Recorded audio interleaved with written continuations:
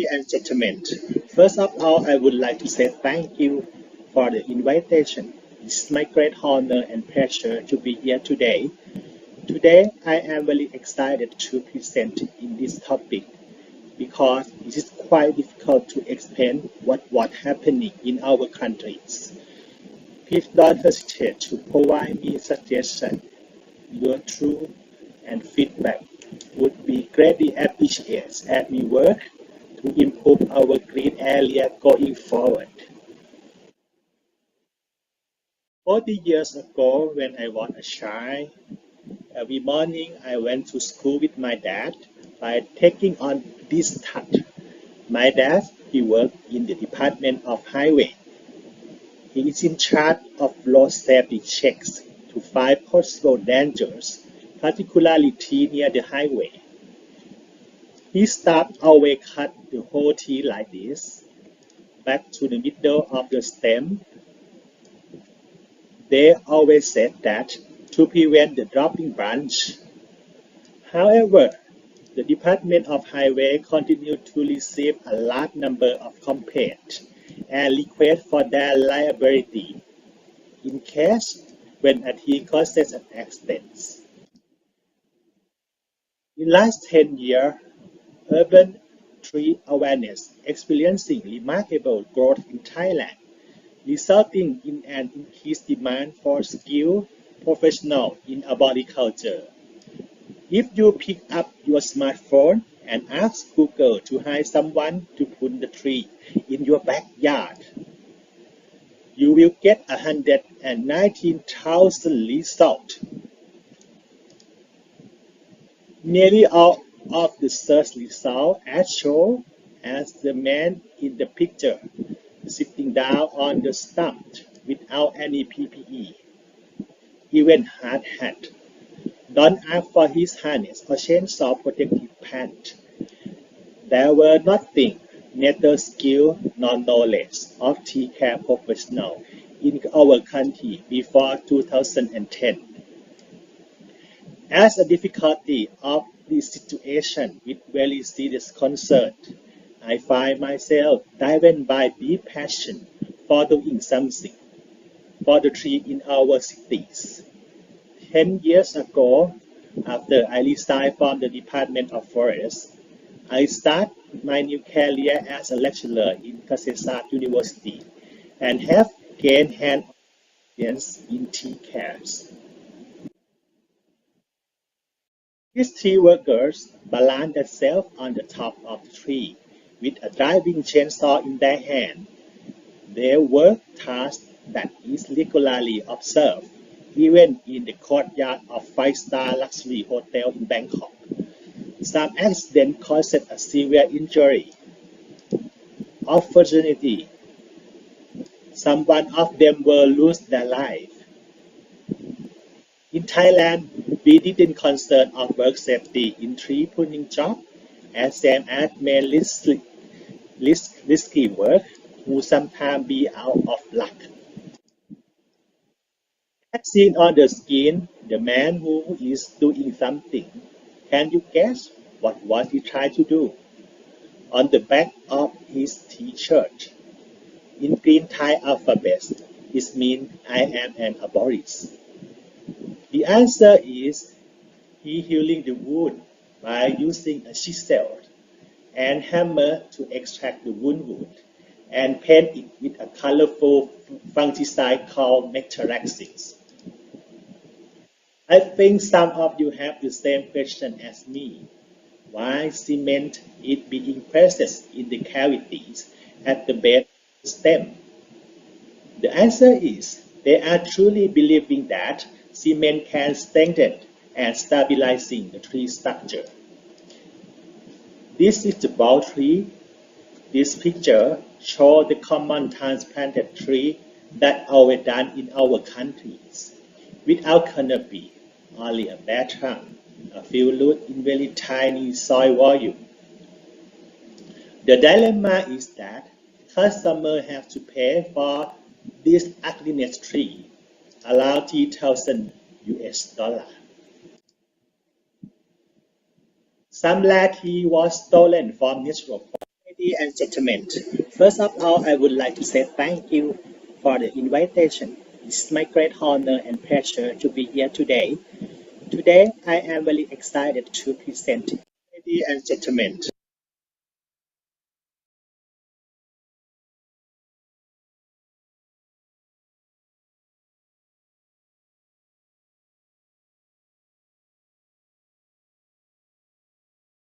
of luck. Some of you have the same question as me. Why cement is being present in the cavities at the base of the stem? The answer is they are truly believing that cement can strengthen and stabilizing the tree structure. This is the bulb tree. This picture shows the common transplanted tree that are done in our countries. Without canopy, only a bare trunk, a few roots in very tiny soil volume. The dilemma is that customers have to pay for this ugliness tree, around 3,000 US. Some rare tea was stolen from natural forests and sold in black market with very high prices. In Thailand, logging from natural forests was completely banned in 1989, which means that the main source of bounty is from private landowners under the National Park Act. Stolen tea from any national forest will face to jail up to 20 years and a fine of as much as 70,000 US. We didn't have any standard of tree planting. You may even trim the tree to make it fit to the truck size and the width of the road.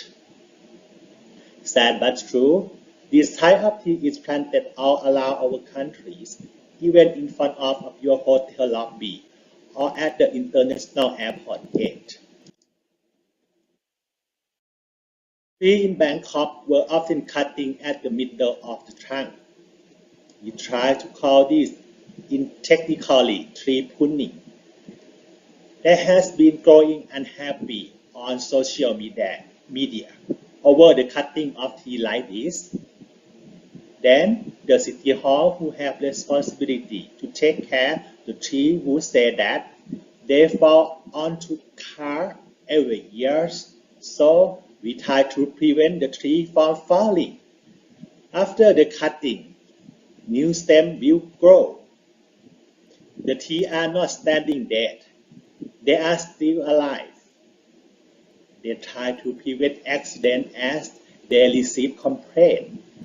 At the same time, they have to protect this tree also.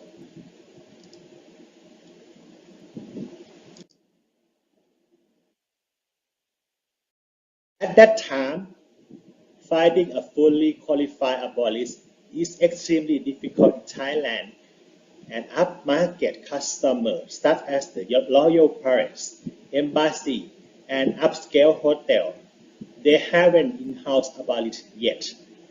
They either hire low-cost, unskilled gardener or invite foreigner arborists from other countries to maintain the trees. The state of urban tree conservation in Bangkok is like Singapore in, I think, 3 decades ago.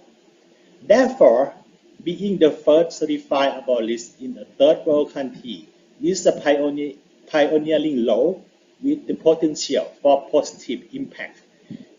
It comes with its challenges.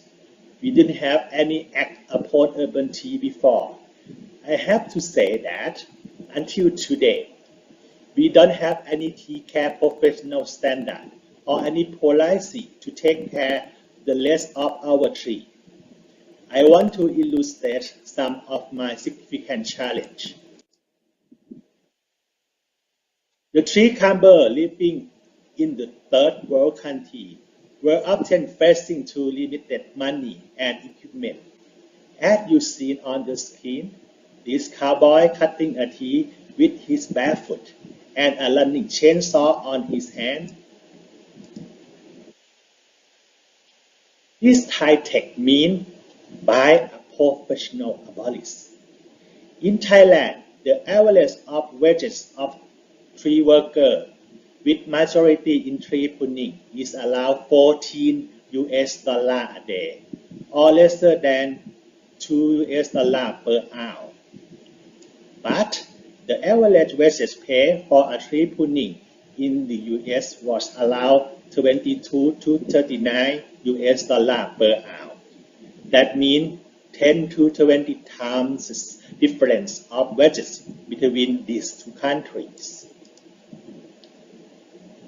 What should happen if you have to place an online order for the professional tree climber harness? This tree climber in the US spend around 4 days wages for this harness. But for tree climber, they need to pay with their 45 days of wages, and they have to include 40% for tax at the custom house. Do you need to work really hard for 2 months to buy only one harness? Arboriculture may be a relatively new concept in our communities, so there might be a lack of awareness about the importance of professional skill and knowledge. This picture is the rate of tree pruning. They said that, for example, the tree girth less than 1 meter is only 200 baht or 5.5 US dollar, and up to larger than 3 meter girth, their price is 1,070 and 700 baht or 47 US dollar. From the customer point of view, of course, they need to pay with affordable prices. On their opinion, cutting the tree is just cutting the tree. Why do they need to pay more money if someone can do the same task with 10 times lesser money? The dilemma is that people who truly love the tree has created problems with their trees. In mid-2022, Bangkok Governor Chacha Sittipan launched his campaign to plant the 1 million trees in Bangkok, just one of the 200 plus policy proposed before his landslide election victory. The governor said that his goal is planting 1 million trees and could be doubled within his 4-year terms.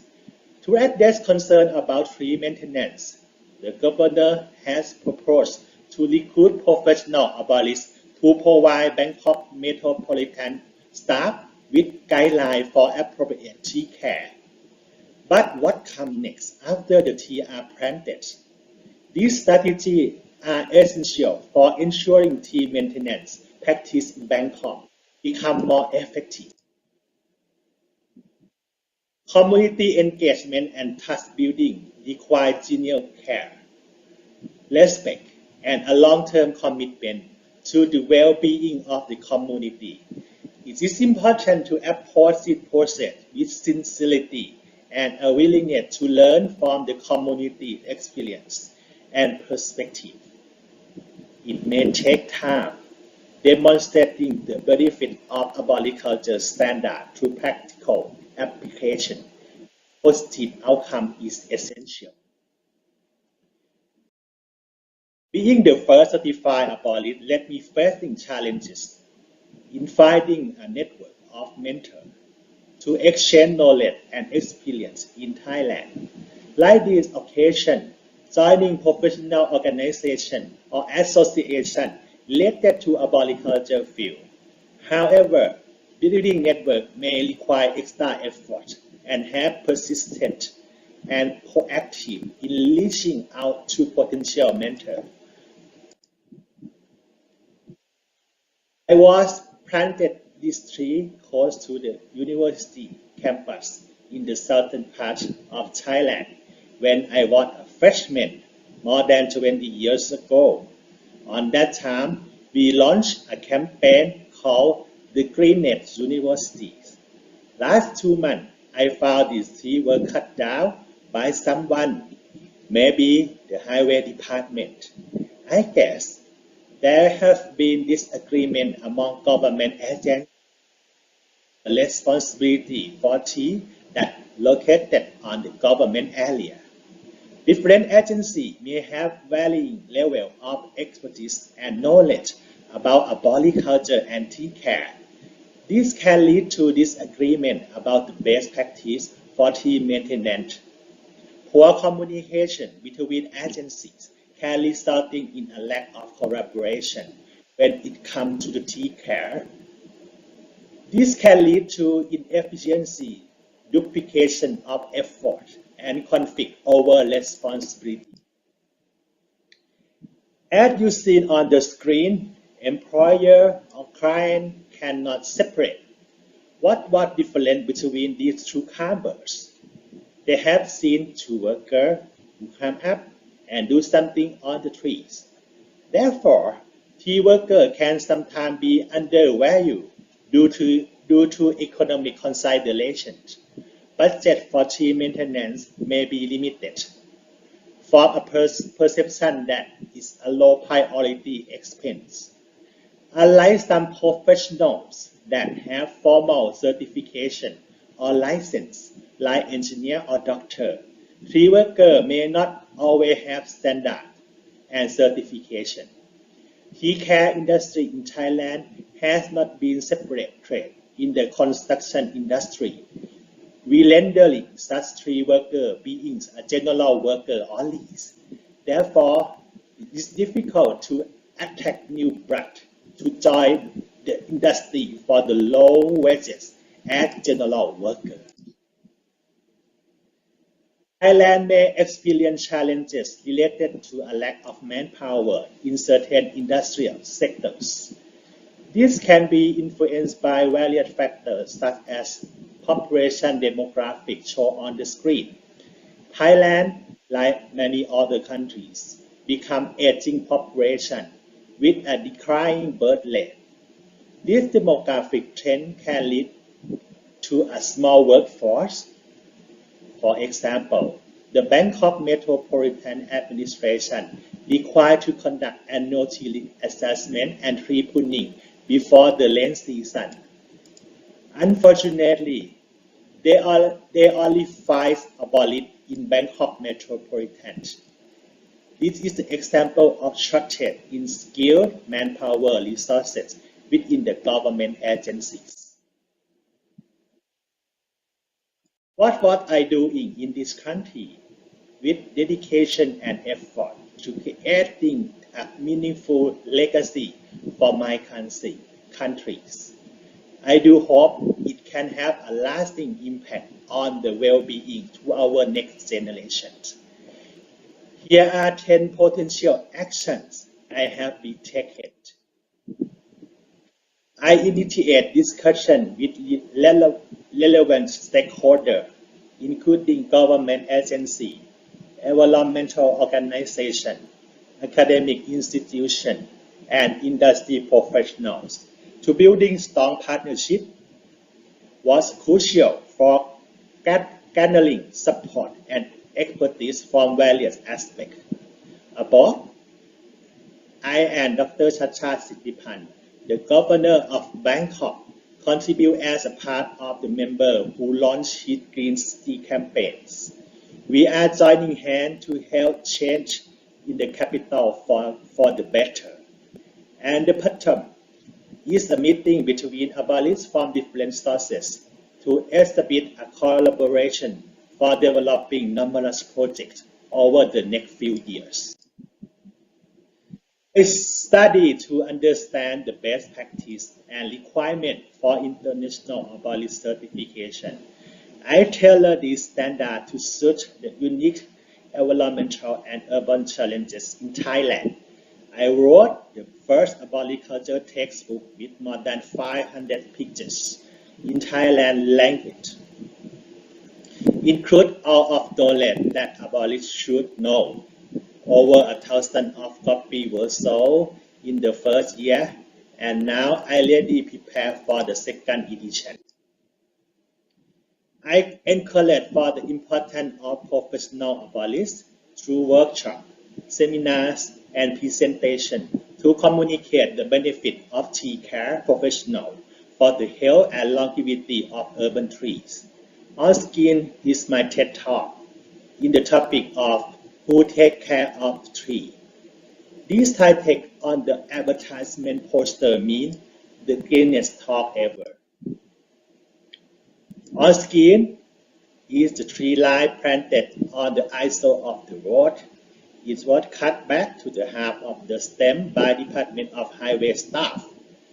And the lower image is me and the Director General of Department of Highway.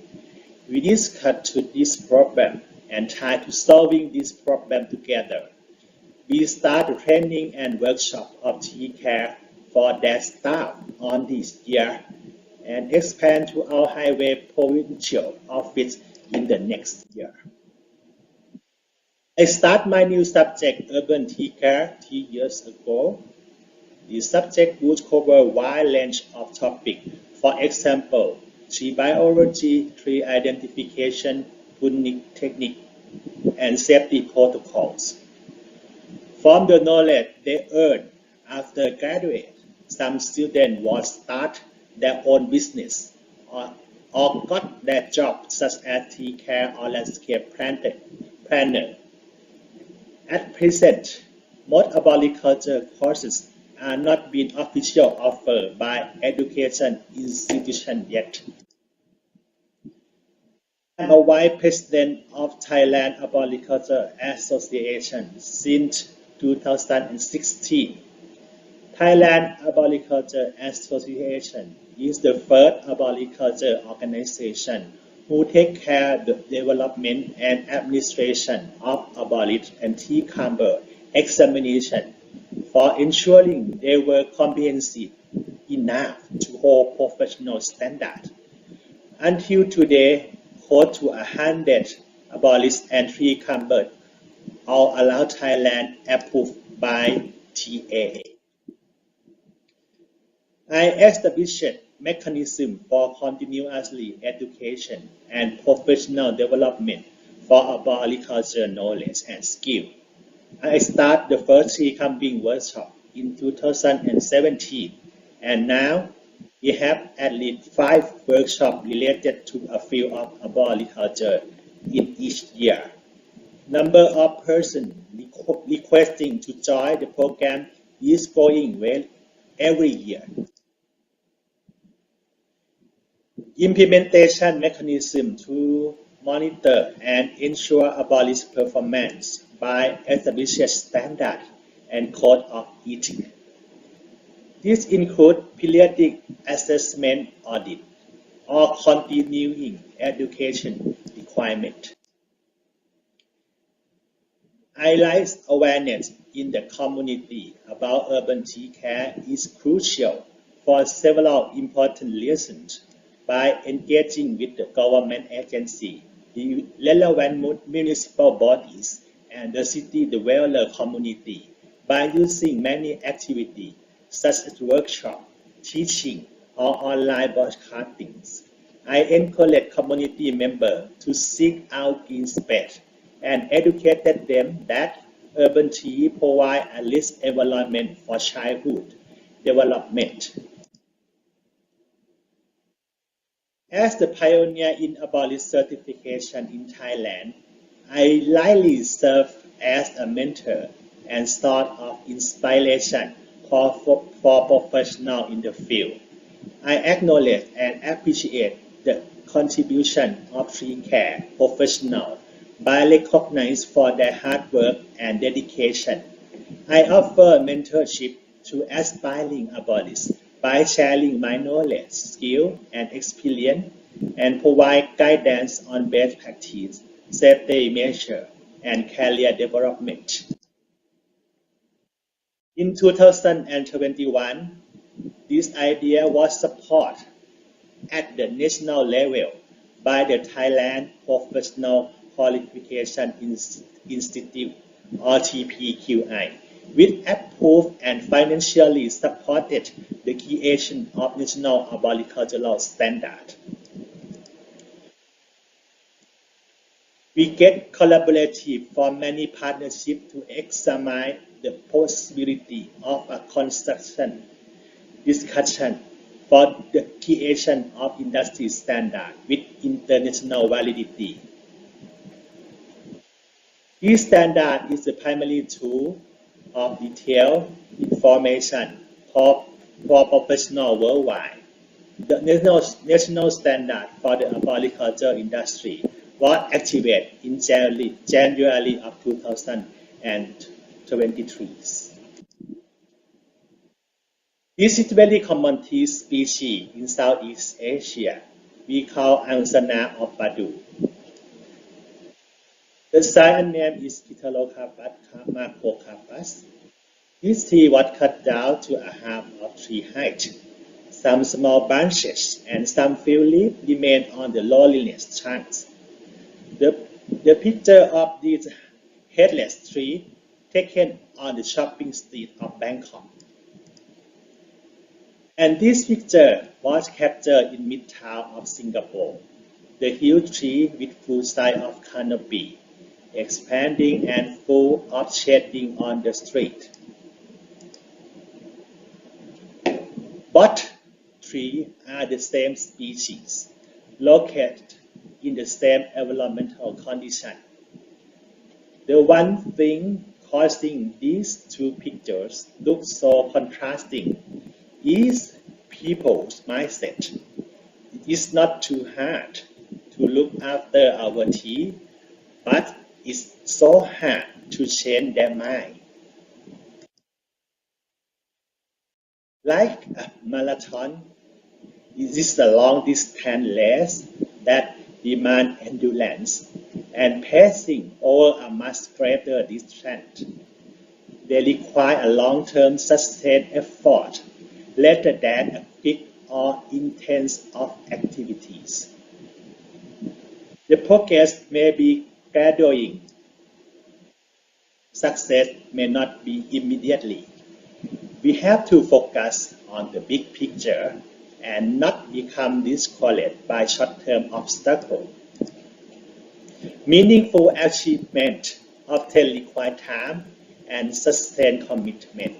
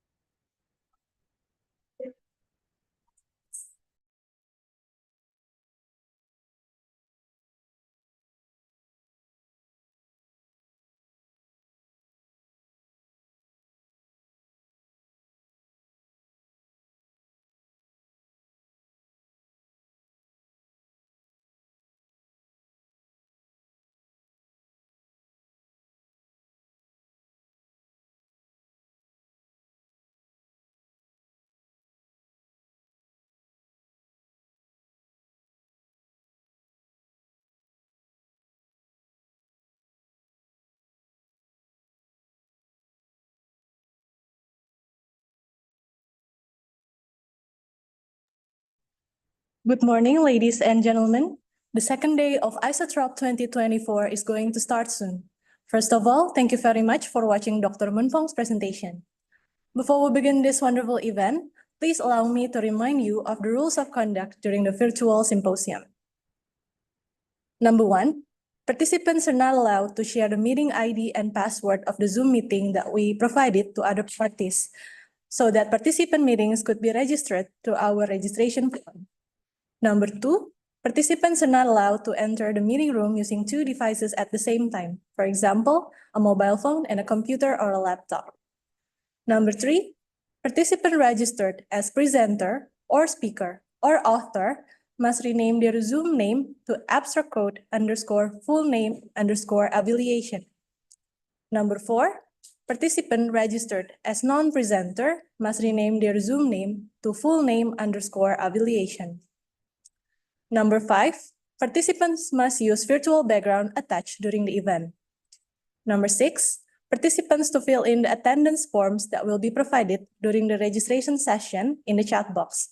Please make sure that the name is entered correctly in the attendance list because it will be used for your e-certificate. Number 7, the host will turn off the participant's share screen function and will mute the participant's microphone until the moderator or MC gives a chance to speak. Number 8, participants must turn on the camera during the activity. Number 9, participants ensure that internet, visual, and audio connection are stable. And number 10, participants who fill in attendance form and take part in this activity until the end are entitled to receive an e-certificate, which will be sent via email or Google Drive within 7 days after the virtual symposium. Furthermore, please allow me to show you today's agenda.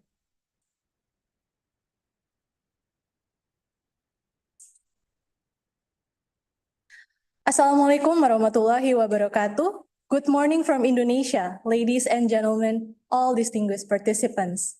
We are delighted to welcome you to the second day of the third International Symposium on Arboriculture in the Tropics, or ISATrop 2024.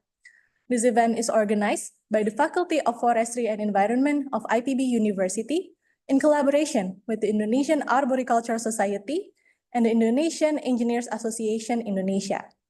This event is also sponsored by the Directorate of Global Connectivity of IPB University. My name is Nada Rifda Putri, and I will be the Master of Ceremony of the day. On behalf of the organizer, we would like to extend a very warm welcome to the Honorable Vice Rector for International Affairs, Collaboration, and Alumni Relations of IPB University, as well as the Chairperson of Masyarakat Arboriculture Indonesia, Professor Iskandar Zulkarnain Siregar.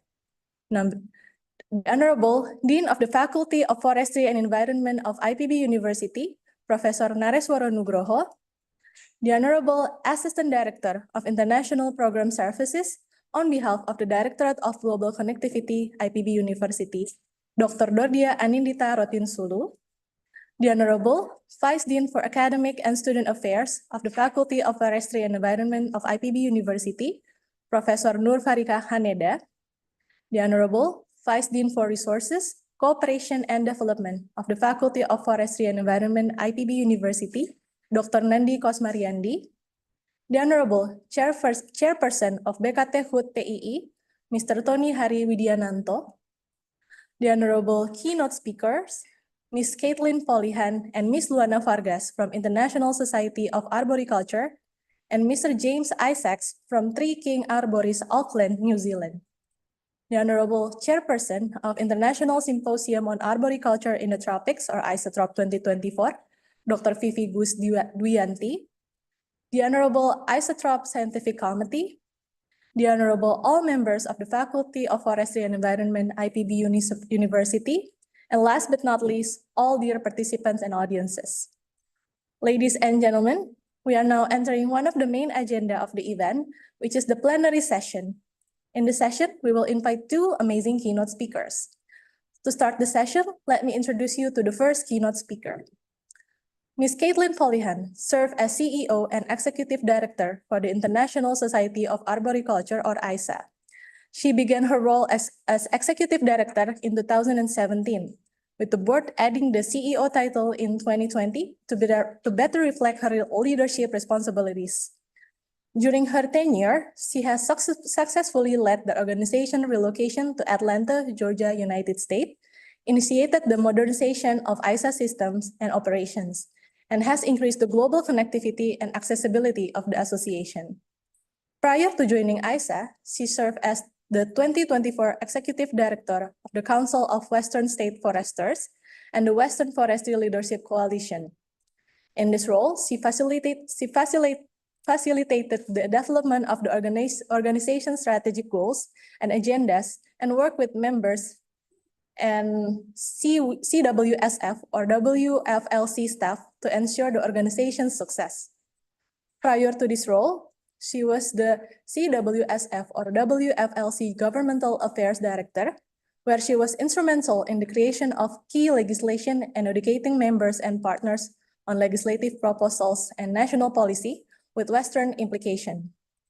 She previously served as the staff Vice President for Government and Environment Affairs for the Home Builders Association of St. Louis and Eastern Missouri. In this role, she worked on state and local legislative initiatives, green building programs, and helped create and implement a groundbreaking approach to building site safety inspection with the Occupational Safety and Health Administration. She participates in several coalitions and committees, such as the Sustainable Urban Forestry Coalition Steering Committee, the I3 Executive Committee, and previously served on numerous public policy committees and was an appointed member of the National Advisory Committee for implementation of the National Forest System Land Management Planning Rule. She holds a bachelor's degree in contemporary media and journalism or public relations from the University of South Dakota and a master's degree in organizational communication from the University of Missouri, St. Louis. She has a certificate in nonprofit organization management from the U.S. Chamber of Commerce Foundations Institute for Organization Management and has earned the Certified Association Executive Credential, the highest professional credential in the association industry. So, without further ado, ladies, gentlemen, please welcome Ms. Caitlin Follihan. Good morning. I hope everybody is doing well. I'm going to share my screen.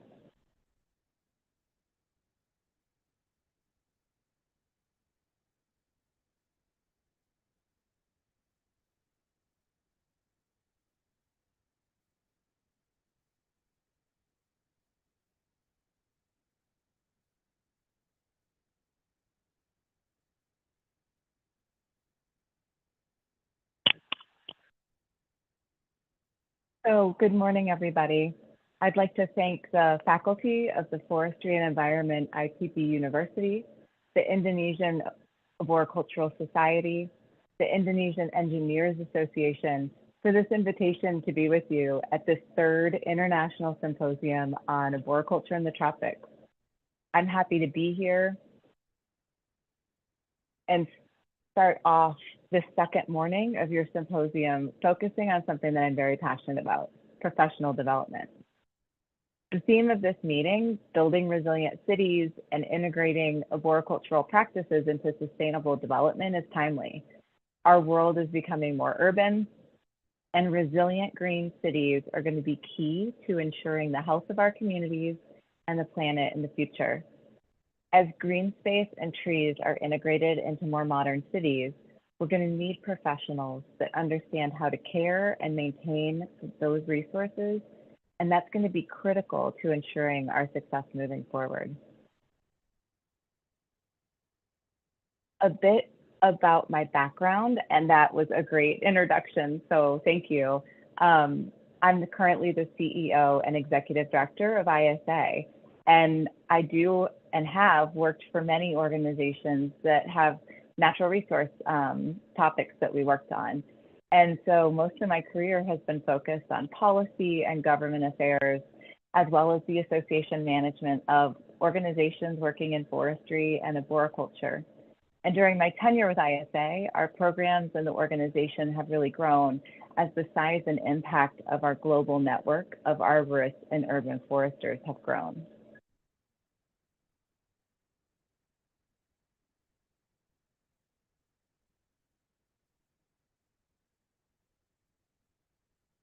So during today's presentation, I wanted to share a bit more about ISA as an organization, as well as talk a little bit about the resources that ISA has for professional development and for those who are interested in the arboricultural industry. I want to share some information about how ISA's global network benefits professionals around the world like yourself, and some of the key initiatives that ISA has participated in on behalf of arborists around the world. I also want to highlight what's next for ISA and for our partners. So what is or who is ISA? We're a member-driven society, and we're open to all people who care for or about trees. We deliver professional development and educational resources through training and events and publications, as well as the delivery and maintenance of 7 different credentials for professionals who work in arboriculture and urban forestry. We have a 2-pronged mission. The first is that we promote the professional practice of arboriculture, exactly what this conference is about today. And then the second is that we foster a greater worldwide awareness of the benefits of trees. So it's so important as ISA works that we inform the public, government, city officials about the importance of trees in the urban environment, but also that healthy trees provide more benefits and that those trees need care. And arborists are the ones who are providing that care. So we have a 15-member board of directors that's diverse in representation, both geography-wise, as well as the sectors of the arboricultural profession that's represented. We have representation from Canada and the Netherlands and Japan and Norway and Colombia and Hong Kong. But we also have board members that work in urban forestry and nonprofits and as trainers and consultants and in academia. And these individuals are elected by our members of the organization to represent them at the board table. And our board members take that very seriously. They set the strategic direction for our organization, and they've agreed to some guiding principles that I think are worth sharing because they really provide the framework for the work that we do as an organization, especially related to professional development. So we work on research and the dissemination of results that contribute to a world that has healthier trees and sustainable communities and a green economy. And we want the public to recognize this worldwide network for science-based information and benefits and the care of trees. So we want the public to understand that trees have value and that they need to be cared for. We're a proactive and dynamic and inclusive organization, providing for the needs of our diverse membership. And we want to ensure that practitioners and scientists and students have the information that they need in order to continue to grow their arboricultural knowledge and education. We want to make sure that arborists are recognized as qualified and competent and that they're safe tree care professionals, and that the public searches out those safe and competent professionals. And that our professional tree care practitioners are safe and that they have the knowledge and training and expertise to provide and to perform proper tree care safely.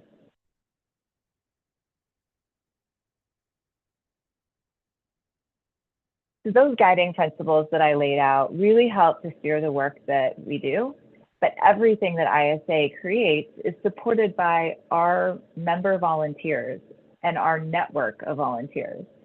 From the research that we publish to the conferences that we hold, the training and credentials that we support and maintain, outdoor events like the Asia Pacific Tree Climbing Competition Championship, it's all driven by and for our member volunteers.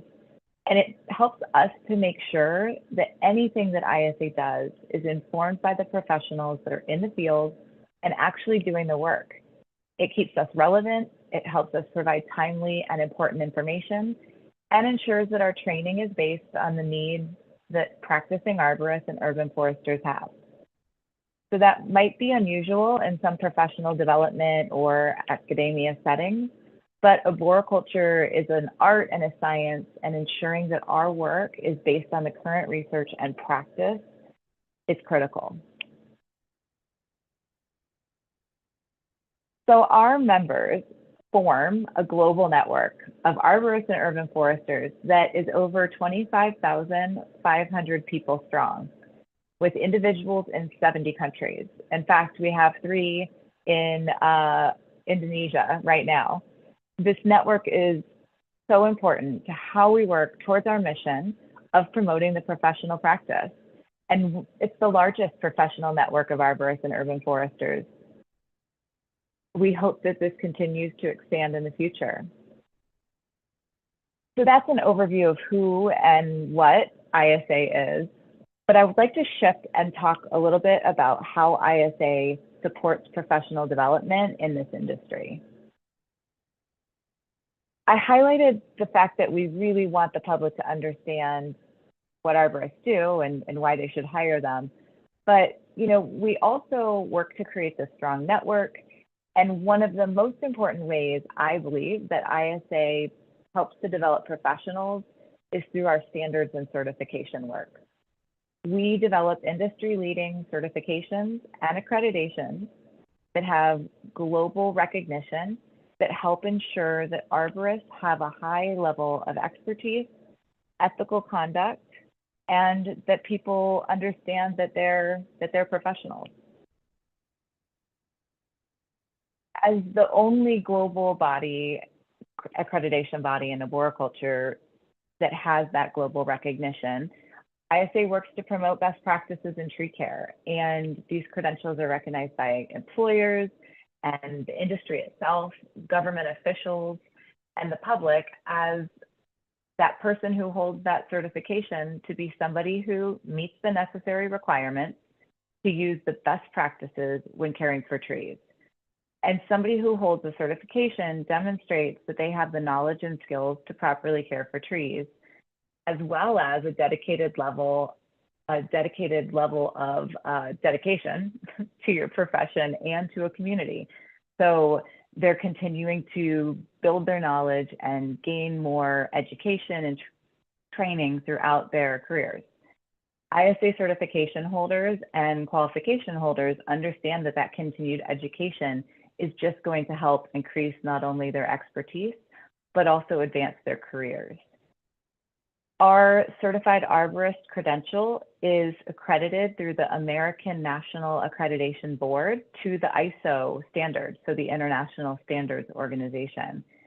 And ANAB is the largest accreditation body in the Western Hemisphere, with more than 2,500 organizations that are accredited in over 80 countries. That accreditation means that ISA is audited annually, that our policies and our procedures ensure a fair and impartial process for candidates and credential holders, and that our examination is valid and reliable. So anybody who takes it, it has the same experience. And we deliver these 7 credentials in multiple languages and in partnership with our credentialing partner organizations around the world.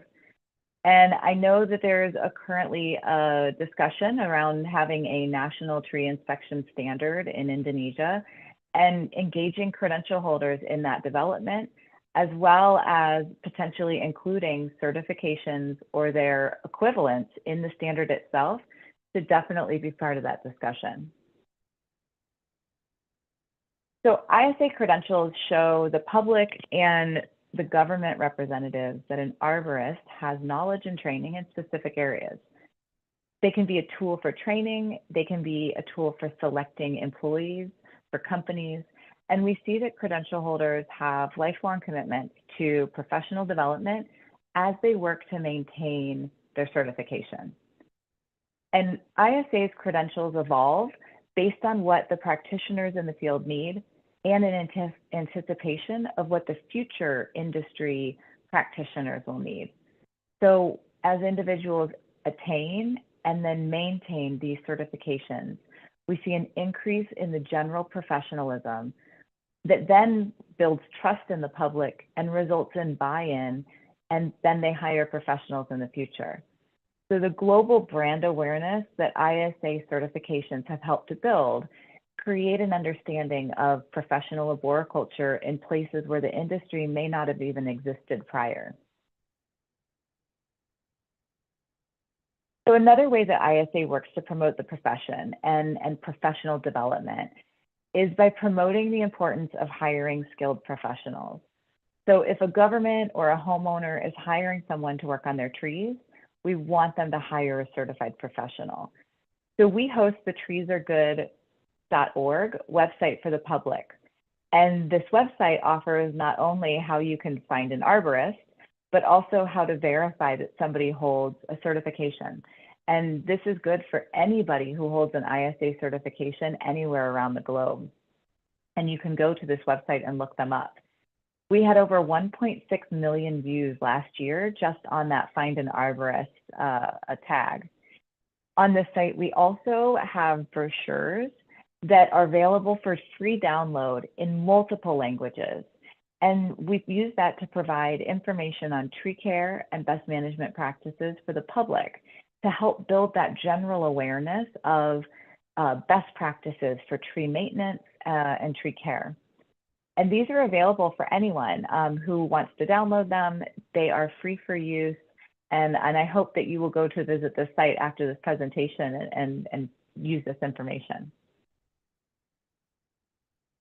So as we work to advance the profession and provide these professional development and public information resources, how does ISA engage and represent such a large network of arborists? And how do we make sure that they have what they need when they're working in different places, on different species, different times of the year? So one way we do that is by offering as much information as we can that resonates with people in different places. ISA conducts a survey every couple of years where we go out to people who have affiliated with us in the past or purchased a product. And we ask them what they think about the industry, about our organization, and what they see coming in the future. And one thing that we heard loud and clear on our last survey was that ISA should continue to increase our focus on global arboriculture and urban forestry issues, and that we should do that by increasing availability of information for the members, for our credential holders, and for the public. So we've taken that seriously, and we've really increased our engagement in events that have a global impact, like the World Forum on Urban Forests, ISATrop, to make sure that arboriculture and arborists are represented and part of the conversation in these venues. We have done quite a bit of support for Tree Cities of the World with our partners at the United Nations Food and Agriculture Organization and the Arbor Day Foundation. And we've made a global pledge to the 1T.org initiative for the Trillion Tree community that is very focused on ISA members and credential holders providing the expertise that's needed in order to ensure that all of these trees that are planted in the 1 Trillion Tree initiative have care and maintenance plans associated with them. This is a great example of the importance of establishing connections in new places with organizations that are pushing towards things like yourself adopting a arboriculture related option for studying at IPB University and looking at a national tree care standard. So let's look at what's next. We are at an amazing time in ISA's history right now. We're actually getting ready to celebrate our centennial year. We have spent the last year talking to people about our history and stories about ISA and our accomplishments as we took a look backwards. And now as we come into our annual conference in Atlanta that starts in 2 weeks, we're getting ready to celebrate our 100th meeting and gathering of arborists and urban foresters. So this is a huge event for our organization. And now we're starting to talk about what will be happening in the next 100 years and getting very excited about our future. And as we look towards that future, the ISA board has undertaken some visioning exercises to look at where the profession and professional arborists will be in 2040, in the year 2040. And they have coalesced around a vision statement and how they envision ISA. And I want to share that with you. They envision ISA as a more diverse, dynamic, and inclusive global organization of professionals that connect trees, the environment, and society, and that provides solutions by expanding upon and sharing the knowledge of trees. And I think that's pretty inspirational. And as somebody who is working with our staff team to help put that vision statement into action, I'm really excited about what the future for our organization looks like in the next 100 years. And ISA's relationship with organizations like the Indonesian Society of Arboriculture, the investment and support in our partner organizations that work on professional development in partnership with ISA are going to be key to realizing that vision. And we're looking forward to growing it and building that partnership. So I'd like to thank you for your time today. I hope this gave you an idea of how ISA engages in professional development for the arboricultural profession. Luana Vargas, our Director of Credentialing, is speaking after me, and she's a fantastic resource on this topic as well. And I'd be happy to take any questions as the moderator would allow. Okay, thank you very much for your insight and your time, Ms. Polihan. Ladies and gentlemen, Ms. Polihan will have time to answer one question from the floor. So if you have any question, please use the raise hand feature, or you can leave your question in the chat box. Okay, I'll open the time for the floor to ask some questions.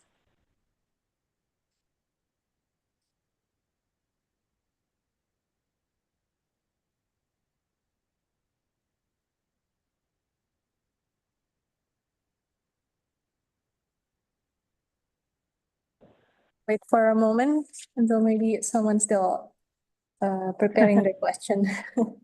Okay.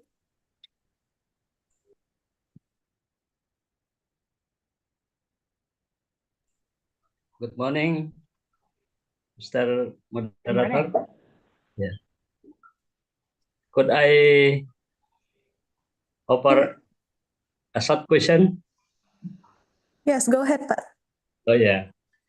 Thank you for your nice presentation. I just want to ask, I think ISA provide many kind of international training. If we want to participate by online, yeah, by virtual online, could I participate by this method? Thank you. Yeah.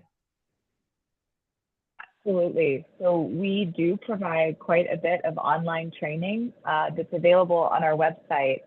But also we are getting ready to hold an event in November that will be available virtually. And the registration for that will be available very soon. And we're offering it in over 20 languages. So it should be a great opportunity for the global community to come together. Yeah. Thank you for your reply. Yeah. Absolutely. Thank you. Yeah. Okay, thank you, Panizar, for the question. And Ms. Polihan, we're looking forward for information for sure. Okay, thank you once again, Ms. Polihan, for your time. Committee, will you go to the next slide? So, Ms. Polihan, please accept this e-certificate as a token of appreciation from the committee. Committee, will you help us to take some screenshot? Okay, thank you, Ms. Polihan, once again. Ladies and gentlemen, now please allow me to introduce the second keynote speaker of the session. Ms. Luana Vargas believes her career in arboriculture started as a little girl on her dad's farm in Brazil.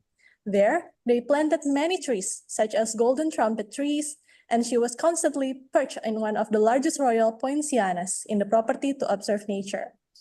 Although the arboriculture profession was in its infancy in Brazil 24 years ago when she started her forestry engineering studies at the University of Brasilia, she was fortunate to have had so many wonderful opportunities and mentors along the way. She has a Master of Science degree in Environmental Sciences in Education.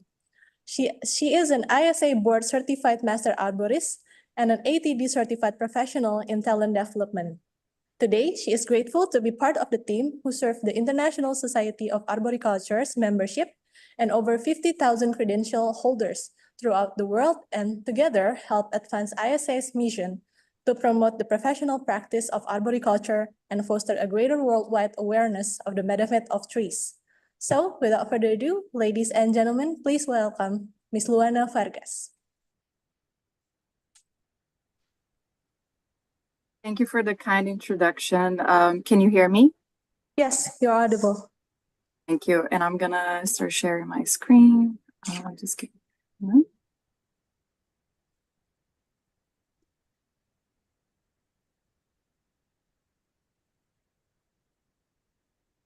Selamat siang. It's a pleasure to be here. I appreciate the very kind introduction, and throughout my career, I have been passionate about trees, and especially in urban spaces, and allowing people to enjoy and see trees as a benefit is really important to me from the beginning of my career. And then I started really developing a liking for adult development and understanding how adults learn. And now a big part of my career is dedicated to that development, as well as credentialing and testing. As ISA celebrates 100 years, I've been part of the last 20 of these years, and I'm very proud to say that next year it will be my 20th anniversary as a credential holder with ISA. And today we're here to talk about standards, and specifically in tree risk assessment. But I wanted to start by talking about some of the standards that we have for the profession in the United States. As an example, throughout the world, there are many standards and standards for the industry, but today we're going to focus on the ANSI A300 standards. So these are the American National Standards Institute standards. They are developed by professionals in arboriculture and through a process that is validated through this organization, that it's the ANSI organization. They validate that we focus on a standardized process in the development and validation of these standards. And really what they are is their consensus for the care of trees, shrubs, palms, and other woody landscape plants. And the standard applies to arborists, they apply to urban foresters, horticulturists, architects, and others who care and manage for trees in an urban space. They should serve as a basis for work specifications and training and best practices and regulations. However, they are not the specifications themselves. They are intended to be used in the development of those specifications, but they still require the addition of measurable criteria that's based on individual tree and site characteristics.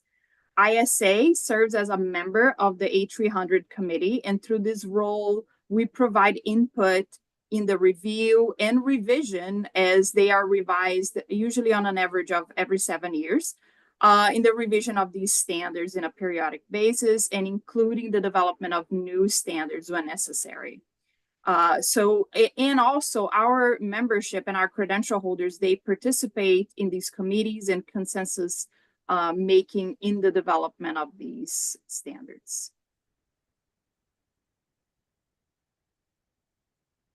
As I mentioned, the standards are not to be meant as work specifications. They usually tell what shall be done, what shall not be done. And it was with that need that ISA decided to develop what we call best management practices. So ISA has an accompanying best management practices publication, usually for each standard in the field. So you can see a few examples here. We have more. These are just a few. There are standards on soil management, pruning, planting, site development and construction, root management, and the one we're going to focus today is the tree risk assessment one. And unlike the standard, which is essentially telling professionals what should and should not be done, the best management practices give that introduction as to how the standard should be implemented. As we're going to start talking about risk, and I think with this audience, we all know that trees provide many, many benefits. However, when they do fail, they can cause damage and loss of property and loss of life. So it's important to manage them as an asset in our cities and prevent tree failures to the extent that it's possible. It's also important to recognize that most trees are low risk. You can see in this idealized population that what it's in green, would be considered low risk, and that it's anything just in the small fraction would be an extreme risk. And it's also known that the larger the tree, and you can see on this graph, the more likely it is that is going to fail. On the flip side, it is also known that just like risk increases with the size of the tree, so do the benefits that trees provide in an urban environment. It's known that mature, large, and big canopy trees, they provide more benefits than smaller size trees. So all of that is to say that we need to balance the benefits versus the risk. And tree risk assessment is essentially doing exactly that. Is the risk, can we afford the risk so that this tree can continue to be here and we experience its benefits? Like I said, we're going to focus today and give a highlight to a particular best management practice publication that ISA has, which is the one focused on tree risk assessment. So I'm going to go over some of the concepts and methodologies that are included in this publication. So first and foremost, and just as a way to try to explain the process of tree risk assessment and what are the pieces involved, and it's to establish a context, right? So the best management practice says there should be some sort of tree risk or tree policies that dictate that trees are going to be assessed and analyzed in a certain way. So then that's what it leads to tree risk assessment. And, the evaluation and understanding that there is going to be a threshold of risk. And the analysis of that risk is going to allow you to understand whether you have passed the threshold or you are within that threshold. And also understanding that there are treatments and mitigation practices that you can do to bring risk down to under the threshold that you've established. And then, because trees are live plants, are live systems, you're going to continue to monitor and review that risk and that threshold. It's also good to understand the professional roles of those involved in tree risk assessment. So you're going to have a person who is the tree risk manager, and they are going to be the ones defining and communicating tree risk and establishing the tree risk policies that we just talked about in that process. You're also going to have a tree risk assessor. That is that person that's going to provide a report and is going to have a scope of work that is going to be responsible for the analysis of that risk. And then you have the arborist, should the risk or the assessment call for mitigation practices, you're going to have an arborist who is going to provide the services to mitigate that risk. And part of the best management practices is dividing or creating the system for levels of assessment. So we're going to go over the levels. There are 3 levels: level 1, level 2, and level 3 assessment. Level 1 assessment is what we call limited visual assessment. This is a very quick, fast assessment. It can be done through what we call a drive-by. So that's somebody, it's not the person who is driving, but somebody's driving a car and the assessor is next. And they are taking note of the trees that they pass and conducting the assessment. This can also be done by walk-bys or even what we call flybys by seeing on the aerial. And we have level 2 risk assessment. Later on in the presentation, I am going to be talking about one of ISA's credential. Caitlin mentioned the ISA3 risk assessment credential. That credential is focused on training us arborists in a systematic assessment method for the basic assessment. So that credential really focuses on level 2 assessment. In that assessment, it requires an arborist to be on site, to have a 360 visual examination of the tree, the site, the crown, the trunk, the exposed roots, and it might even include some simple tools and you can see on the picture, that's a rubber mallet, as they're going to do what's called, they're going to sound the tree for decay. And then our last level of assessment is a level 3 assessment. And that is going to usually be done after a level 2 assessment, when they're going to look for specific things that perhaps the level 2 assessment could not identify. So it will depend on that assessment to dictate how is this advanced assessment, what are they going to look for? So for example, if the concern is root decay, they might look for the soundness with whether it's a tomograph or resistorgraph or a ground penetrating radar, specifically to look at the roots. Or they're also going to measure the trunk if they're concerned of trunk or basal decay. Or they might also even send an arborist up in the crown or have a drone if they are concerned of decay up in the canopy and not something that could have been assessed during the level 2 assessment.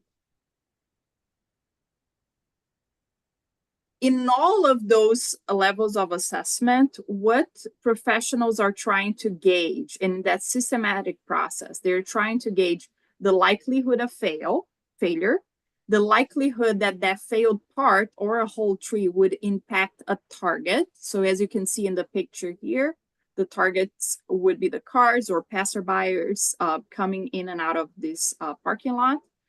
And they're also looking for the consequences of tree failure and tree impact. So if you think of the consequence, if you think of perhaps a small branch that it's not so large in the canopy falling on a target, it is going to be a lesser consequence than a whole tree failure like the example you have on the picture on the right.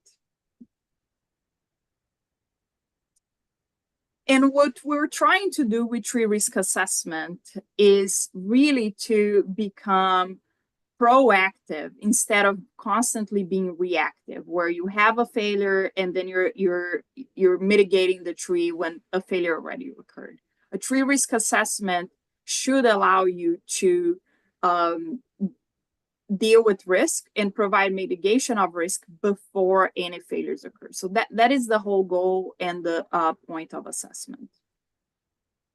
So there is a need here for specialized help in this process. And as I mentioned and Caitlin mentioned, ISA does have a credentialing program. We have very close to 13,000 credential holders all over the globe. This is one of our most international certifications with a very large portion of credential holders all over the world. And it's really a means of professional development for those that already work in the field as arborists and they want to specialize in the assessment of risk. It is, as I mentioned, it is based on the best management practices that ISA publishes, and it ensures this ongoing training and assessment of those professionals. And I want to talk about the benefit if any of you have organizations that staff or employ arborists currently. I want to talk about the benefits of developing your own professionals through these credentialing programs. So that means you might have somebody that can do on-site assessments and that proactive care on a more constant basis. And it also ensures that you have, because they are on site, because they are your employees, they have ongoing monitoring of the trees that are under that organization's care.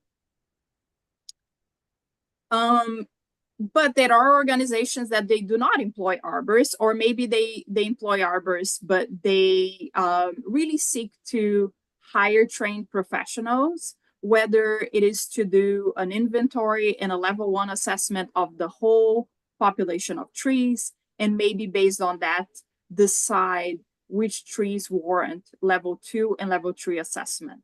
And they can work with a firm that has those experienced credential holders with that skill set, and not even just the skill set, but sometimes even the equipment to do those advanced assessments when needed.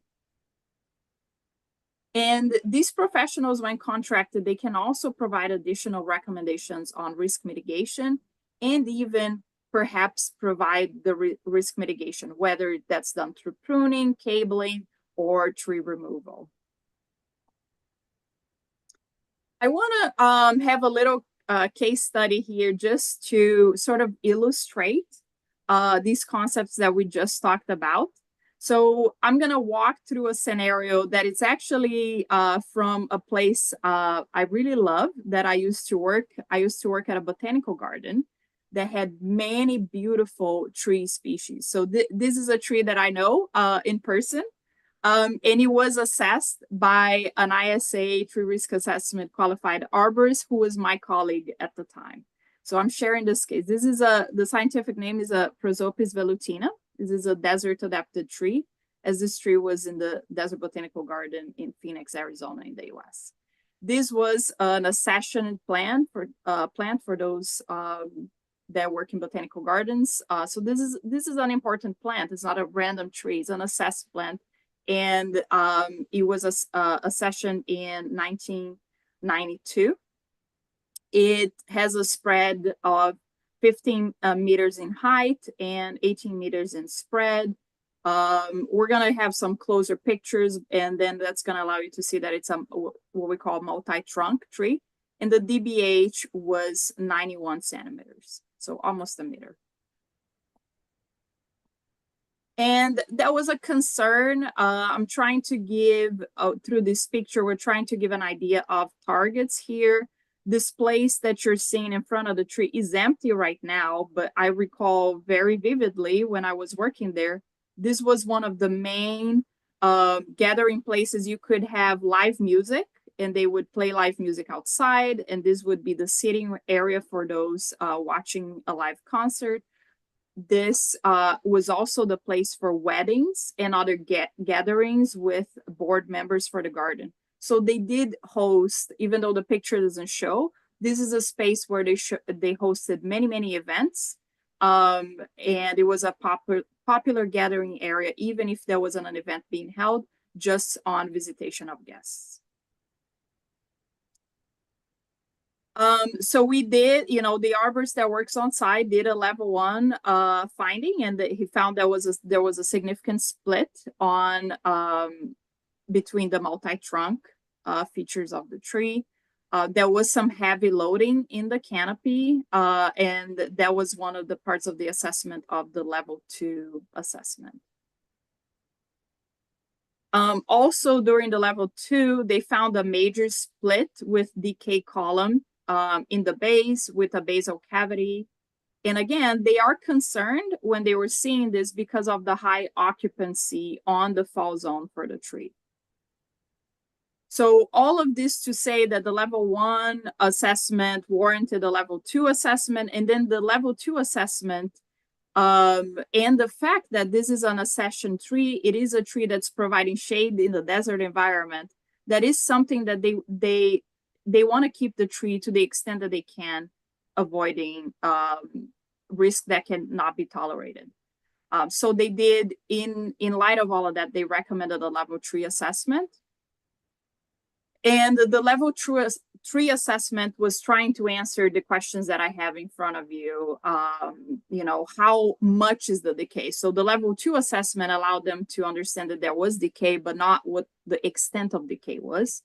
What was the species of fungus that was present causing the decay, and how much sound versus decayed wound the tree had. So they did do a level 3 assessment. They did hire an expert company to come in and do the assessment. And these were their findings.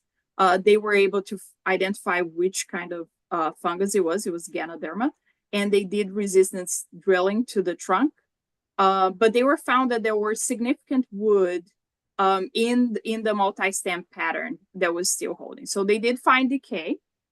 And they could observe the rot, but they also found significant sound wounds throughout.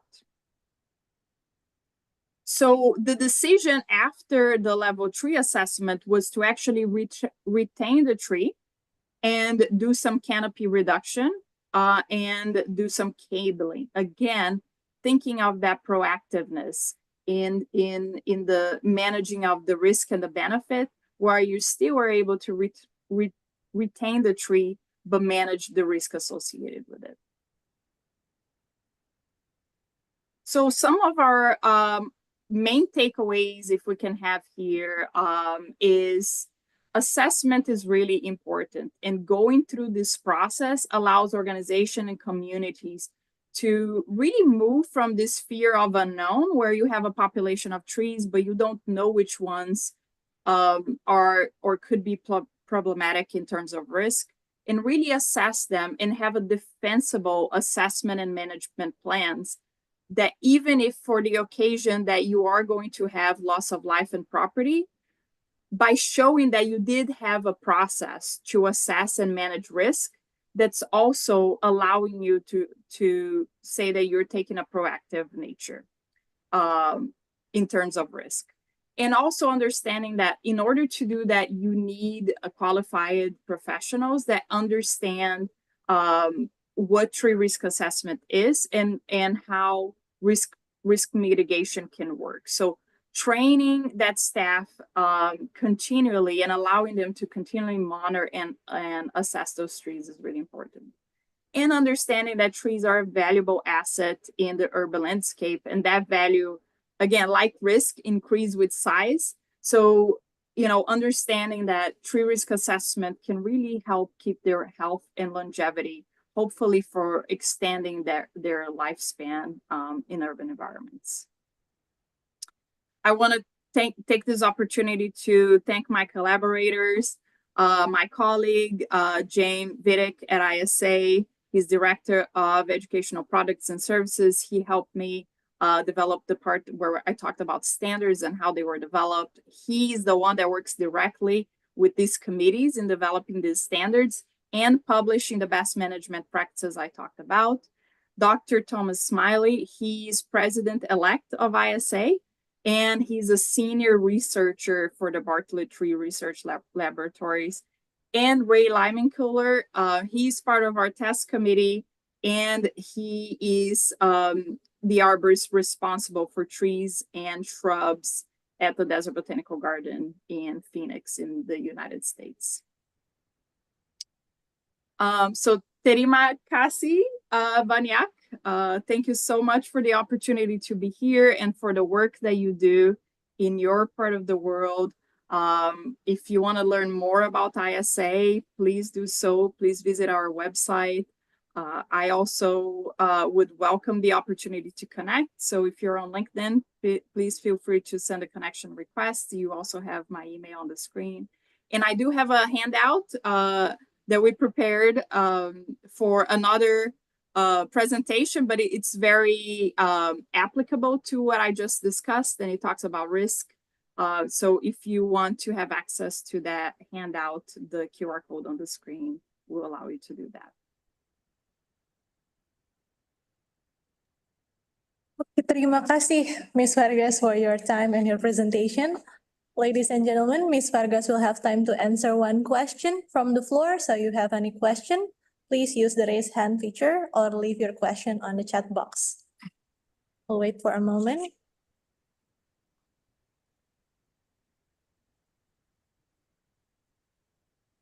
Pak Ahmad Sahab? Yes, go ahead, Pak. Thank you. Okay. Thank you. Hello, Ms. Vargas. I'm Sahab from Indonesia. Regarding your presentation, I have questions. The first, it's about the parameters of the risk assessment. Do you consider also the external factors like wind and also maybe storm or weather?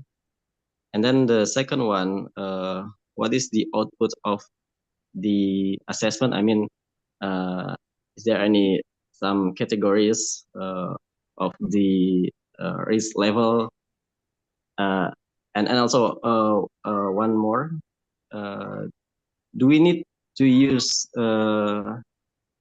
tools like, I mean, high-tech tools like a sensor to check the stem of the trees? Thank you. Thank you for your question. There were a lot of questions, so I'm going to try my best if I can remember and answer all of them. So the first one you asked about factors, yes. So in a level 2 assessment, that's why I'll focus. So that's the ISA Tree Risk Assessment Qualification Program. So in that level 2, we have a form, and I can post the link on the chat for the form so you can see the form. But the form does consider things such as wind and potentially storms. If it's how can I say? If it's a storm that it's out of the ordinary, perhaps not. That would be something out of the ordinary, like a hurricane. You might not consider hurricane unless hurricanes are really part of that environment. So what they're looking at is what are the common things that one should expect in that specific environment for that tree. So yes, so the answer is yes. And I'm trying to remember, you asked about tools. So advanced tools, so if you think of a root, an air spade or a root excavating device, or if you think of a tomograph or a ground penetrating radar, those can be used, but that would be considered a level 3 assessment. And that's really up to the person, the tree risk manager managing that tree, to decide based on a level 1 or a level 2 assessment if a level 3 is requirement. So you don't necessarily need those advanced diagnostic tools. It's the tree manager who is going to dictate based on what was found on a level 2 assessment, whether that is going to require that. So it's not mandatory. Did I answer everything? I feel like I missed the last one. Yeah, that's all. Thank you. Thank you. Okay, thank you, Ms. Vargas, for the answer. So, committee will help me to show the certificate. Okay, once again, thank you, Ms. Vargas, for your time. Please accept this e-certificate as a token of appreciation from the committee. Okay, one last screenshot. Give a round of applause for Ms. Vargas. Okay, thank you very much. Ladies and gentlemen, we are now entering the first oral presentation session of the day. Oh yeah, I missed something. So before Ms. Vargas and Ms. Polihan leave the meeting, I would like to invite all participants for a virtual group photo. So if you please, you can turn on your camera and put on your best smile. I see here we have 2 slides of participants. So we'll start with the first slide. Everyone on my mark. 1, 2, 3.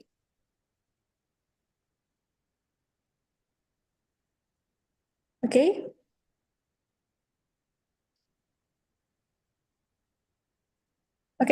Okay, last slide. Put on your best smile. 1, 2, 3. Okay, thank you very much, everyone. Ladies and gentlemen, now we are entering the first oral presentation session of the day.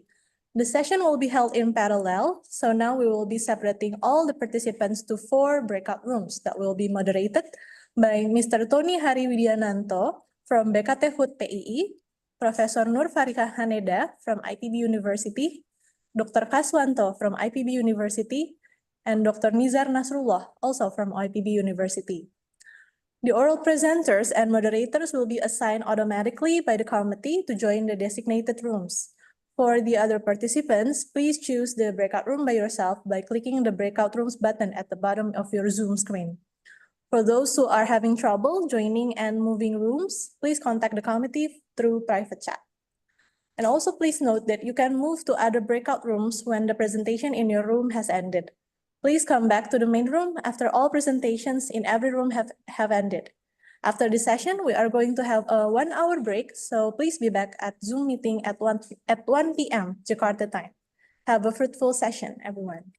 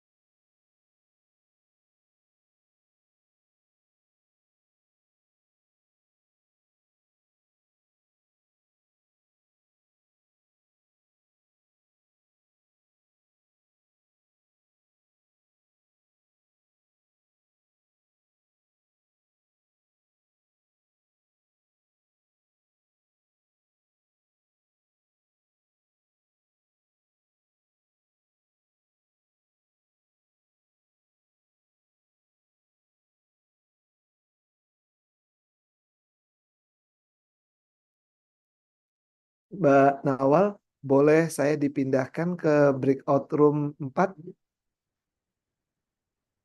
Tadi saya pakai HP. Punten. Terima kasih ya. Baik, Bapak.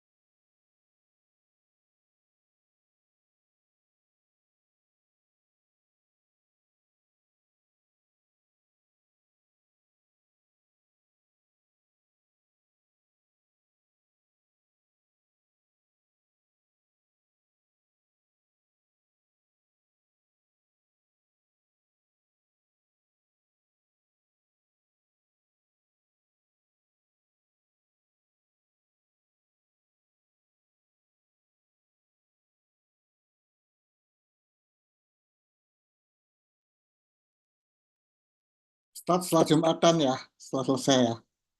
Ya.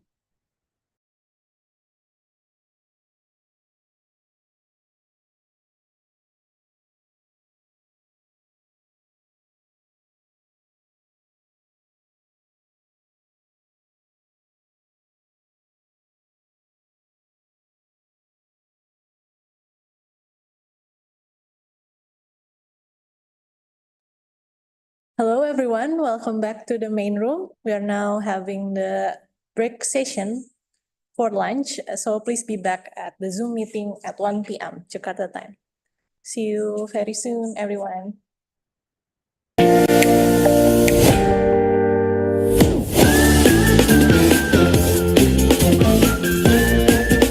The young generation is a valuable asset of a nation. Preparing the young generation as the catalyst of the nation's progress is our obligation.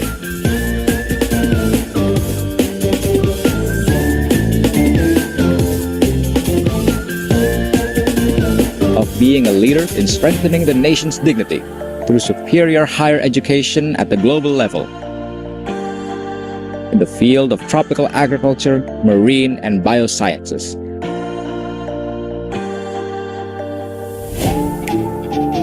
We guide the young generation to be able to obtain achievements they could be proud of,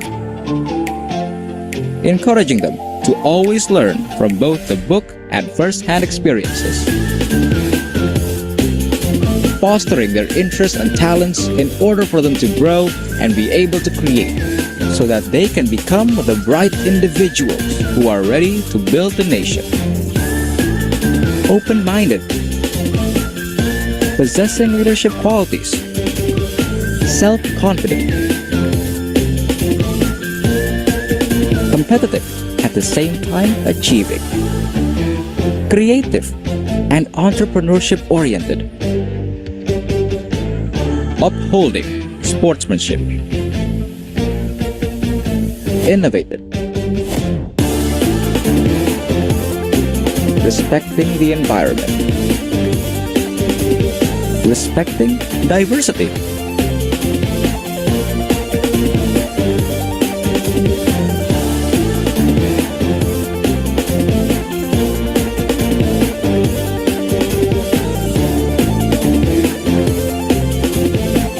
loving and appreciating the arts and culture.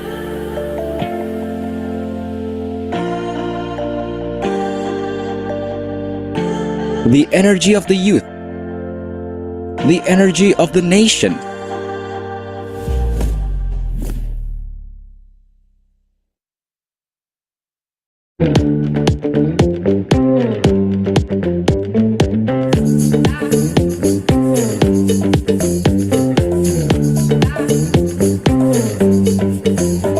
IPB University is transforming into an excellent higher education institution in agriculture, marine, and tropical biosciences. We are committed to strengthen the nation's dignity. We continue to move forward and become a leading university in Indonesia.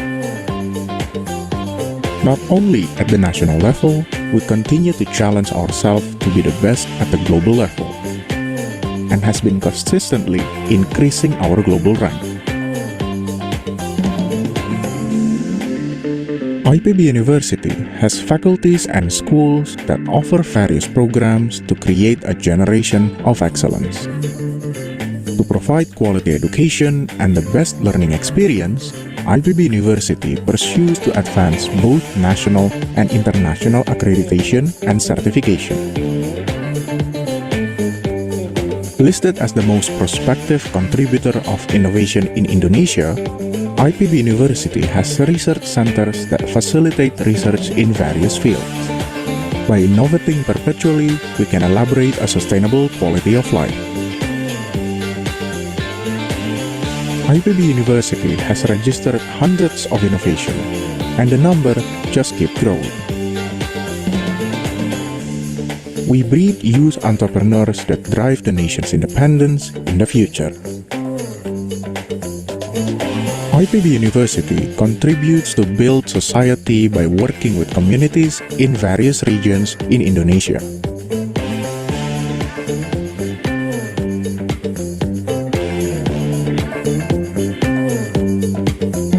We are aware of the magnitude of collaboration in fostering innovative mindset to continue growing and developing.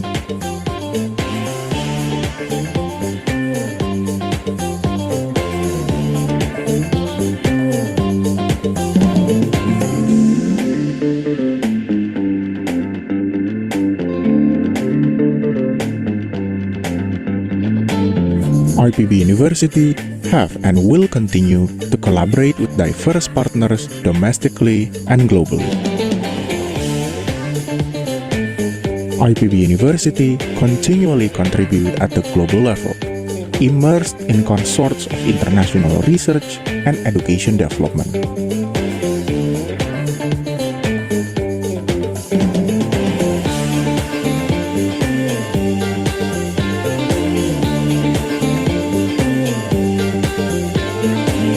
IPB University is committed to continue to grow, brighten the nation's future through innovation.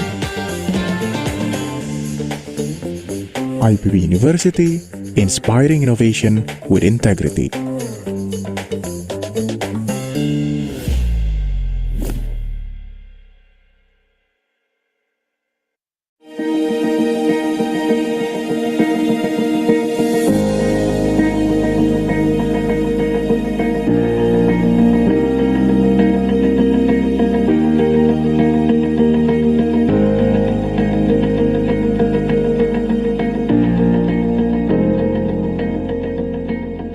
Selamat datang di IPB University, institusi pendidikan yang berintegritas, mendorong inovasi dan inspiratif.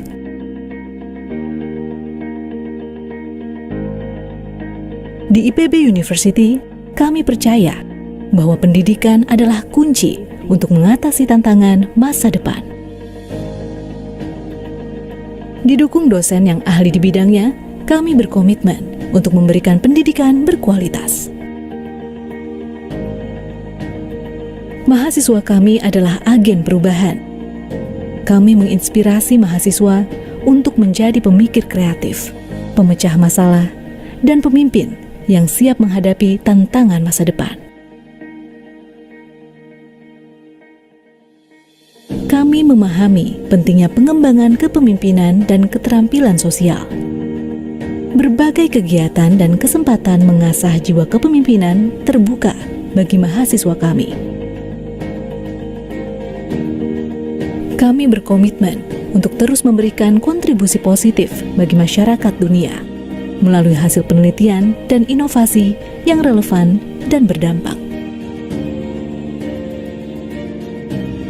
Semangat memberi manfaat mendorong kami untuk menjadi kampus pelopor inovasi. Komitmen pada masa depan kami tunjukkan melalui kebijakan ramah lingkungan dan gaya hidup yang berkelanjutan. Kami terus melakukan transformasi, beradaptasi pada perubahan zaman, sebagai upaya untuk terus berperan dalam pembangunan sumber daya manusia dan pengembangan ilmu pengetahuan.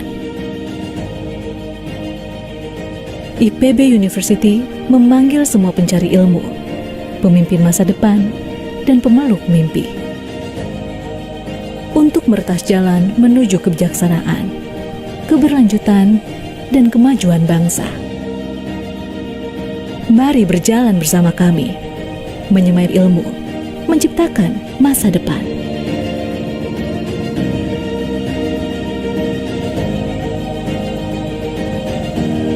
IPB Dikdaya, Indonesia Jaya.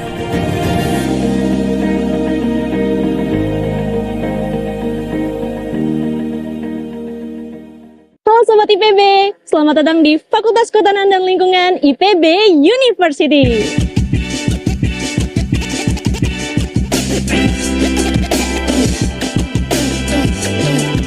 Memiliki visi menjadi fakultas terkemuka yang berbasis riset dan terdepan dalam inovasi untuk kemandirian bangsa menuju Techno-Socio-Entrepreneurial University yang unggul di tingkat global pada bidang kehutanan dan lingkungan untuk keberlanjutan Indonesia.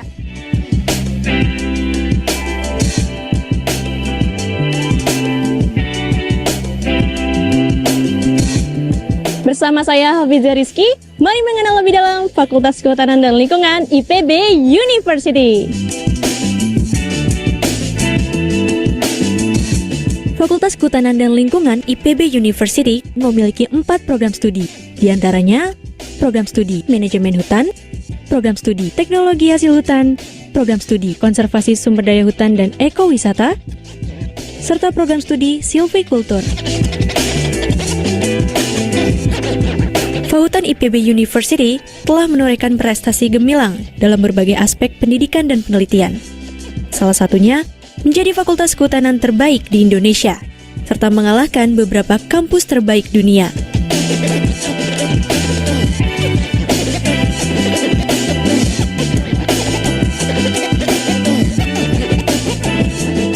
Sobat IPB, untuk mengenal lebih dalam lagi mengenai Fakultas Kehutanan dan Lingkungan IPB University, telah bergabung bersama kita Dekan Fakultas Kehutanan dan Lingkungan IPB, Profesor Dr. Nareswara Nugroho.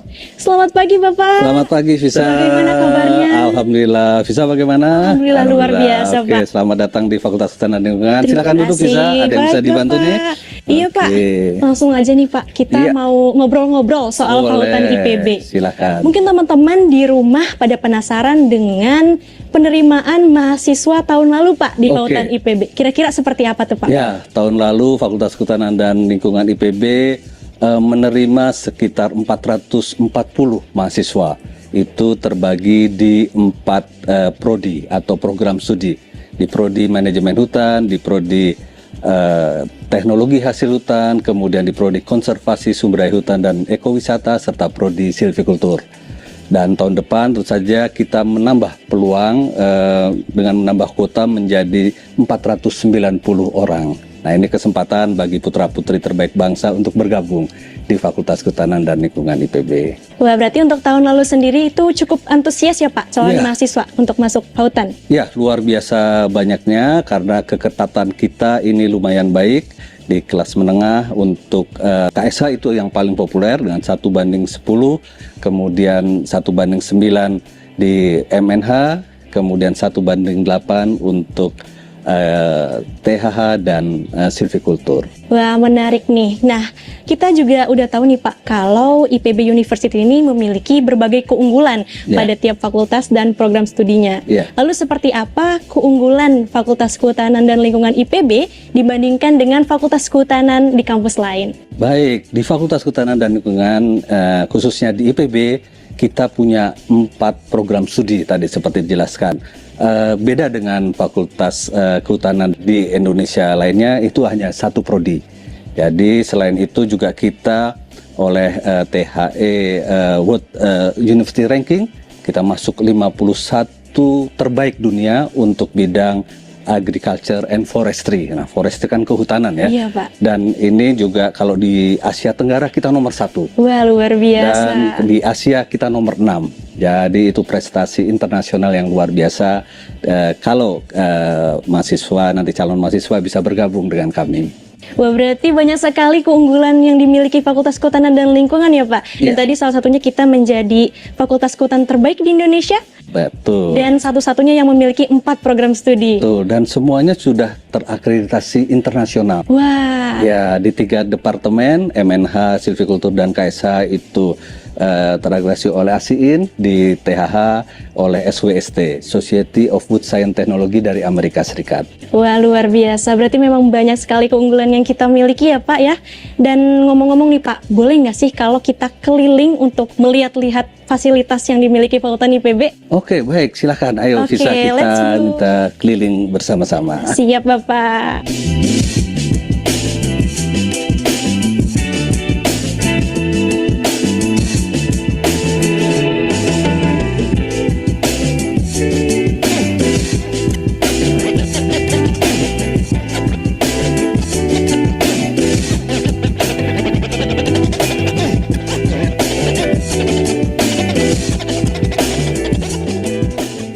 Oke, jadi ini ya Pak namanya Gedung Pusat Informasi dan Inovasi Pautan. Ya, ini adalah Gedung Pusat Informasi dan Inovasi Fakultas Kehutanan dan Lingkungan. Wah, canggih banget Pak. Kita sebutnya PIKL singkatannya. PIKL. Baik Bapak, lanjut tanya-tanya lagi nih Pak. Sekarang kita ngomongin mahasiswa fakultannya.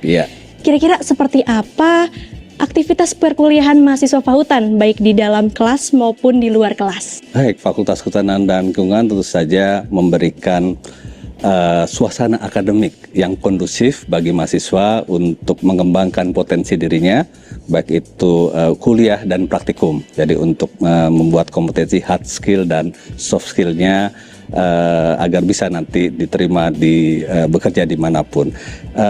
Kami sampaikan bahwa kami memiliki beberapa fasilitas, ya, terutama di lingkungan kampus Darmaga ini. Kita punya ada arboretum, ada 3-4 arboretum baik di dalam maupun di pinggir kampus. Kemudian ada taman hutan kampus di Cikabayan. Kemudian kita punya persemaian permanen di dekat Asrama Putra. Dan selanjutnya juga kita punya workshop dan beberapa fasilitas pendukung untuk kegiatan mahasiswa untuk praktek di luar kelas, ya. Kita juga punya satu lagi hutan pendidikan Gunung Walat di Sukabumi yang luasnya 360 hektar. Itu tempat praktek mahasiswa untuk magang juga bisa, untuk riset dan penelitian. Wah, luar biasa. Jadi untuk fasilitas pendukungnya banyak sekali ya Pak untuk menjalani aktivitas perkuliahan mahasiswanya. Bahkan tadi Fahutan juga memiliki hutan pendidikan sendiri ya Pak di Sukabumi. Keren sekali Pak. Sekarang kalau untuk capaian mahasiswa Fahutan sendiri seperti apa Pak? Ya, mahasiswa kami tentu saja bisa mengembangkan bakatnya, baik itu di bidang yang tadi disampaikan, hard skillnya, bidang keilmuannya maupun untuk bidang soft skillnya.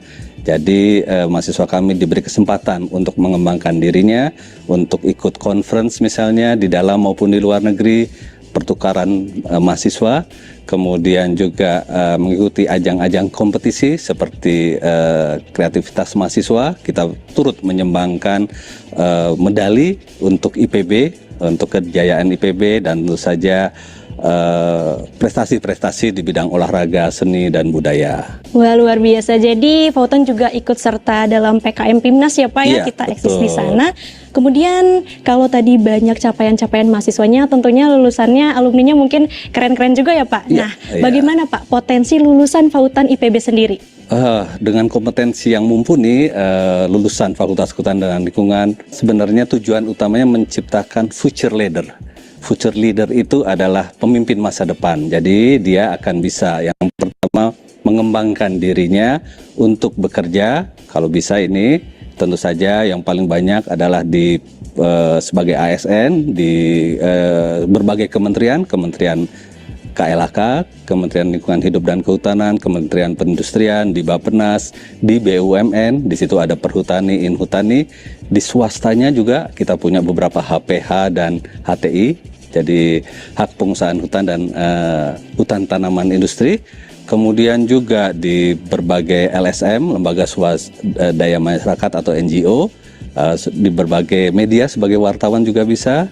Dan yang paling penting mengembangkan dirinya untuk menjadi wira swasta, jadi membuka peluang usaha sendiri. Nah, itu berbagai lapangan pekerjaan yang bisa dilakukan oleh lulusan Fakultas Kehutanan dan Lingkungan. Ya, luar biasa. Jadi banyak sekali potensi lulusan Fahutan IPB ini ya Pak ya. Dan tadi Bapak sempat menyebutkan salah satu fasilitas yang Fahutan miliki yaitu arboretum ya Pak. Ada 4 arboretum. Nah, kalau kita sekarang lihat-lihat arboretum Fakultas Kehutanan boleh nggak ya Pak? Boleh, silakan. Kita punya koleksi arboretum adalah hutan mini. Oh iya, hutan jadi mini. Kita hutan mini, jadi bukan hutan yang lebat dan luas. Kita punya ada di depan kampus di sebelah sini. Ayo kita kunjungi.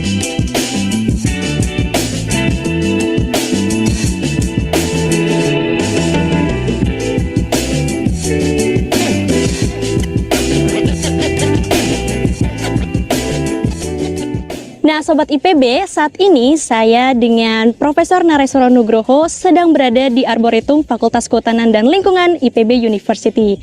Arboretum ini seringkali menjadi alokasi praktikum mahasiswa Fakultas IPB. Benar begitu, Pak? Ya, benar, Visa. Jadi di sini mata kuliah dendrologi, inventarisasi sering digunakan menggunakan lokasi di Arboretum ini. Baik, terakhir nih Pak. Boleh dong kita ajak Sobat IPB, khususnya calon mahasiswa IPB University yang ingin masuk Fahutan. Baik, calon mahasiswa IPB dan Sobat IPB sekalian, mari jangan ragu, jangan bimbang, masuk ke IPB University, terutama di Fakultas Kehutanan dan Lingkungan yang punya jargon asik, agamis, sportif, intelektual, dan kreatif. Luar biasa. Nah, saya sering dengar juga nih Pak, kalau Pak Dekan suka membuat pantun. Jadi boleh dong kasih sedikit pantunnya untuk penutup kita? Baik, sobat-sobat IPB, Kota Bogor, jauh dari Jakarta. Cakep. Kota Tomohon ada di Minahasa. Cakep. Selamat datang para mahasiswa di kampus IPB tercinta untuk calon pemimpin umat dan bangsa. Luar biasa. Baik, terima kasih banyak Pak Nares Sama-sama, Visa, atas kesediaannya untuk memberikan informasi mengenai Fakultas Kehutanan dan Lingkungan IPB. Nah, Sobat IPB, semoga tayangan ini dapat memberikan kamu informasi yang lebih jelas mengenai Fakultas Kehutanan dan Lingkungan IPB University. Bagaimana? Sudah semakin tertarik untuk masuk Fakultas IPB? Untuk informasi lebih lengkapnya, silakan kunjungi website admisi.ipb.ac.id. Saya Hafizah Rizky bersama Profesor Nareswara Nugroho. Mari bergabung di Fahutan IPB University. Fahutan! Asik! Asik! Fahutan! Fahutan! Fahutan! Fahutan! Asik, asik, asik!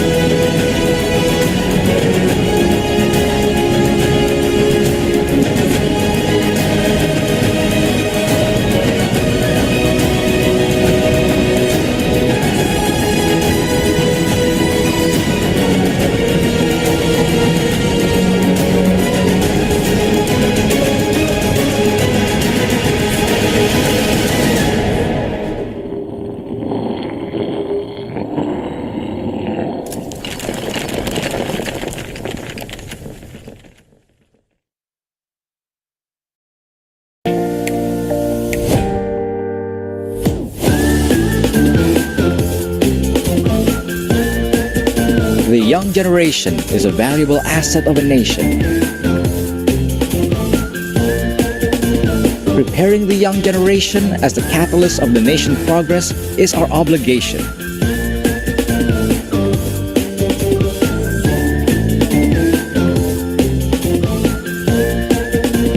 Of being a leader in strengthening the nation's dignity through superior higher education at the global level. In the field of tropical agriculture, marine, and biosciences.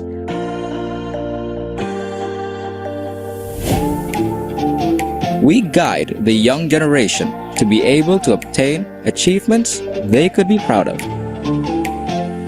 encouraging them to always learn from both the book and first-hand experiences, fostering their interests and talents in order for them to grow and be able to create, so that they can become the bright individuals who are ready to build the nation.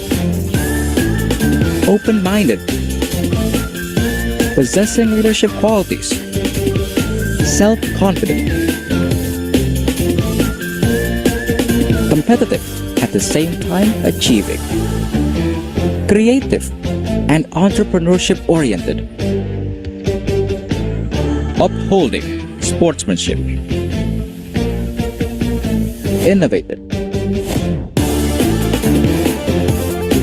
respecting the environment, respecting diversity,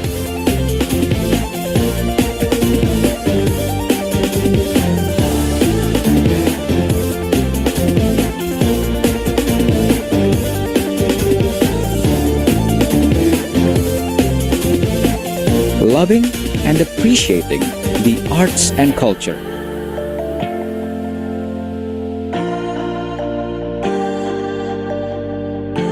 The energy of the youth, the energy of the nation.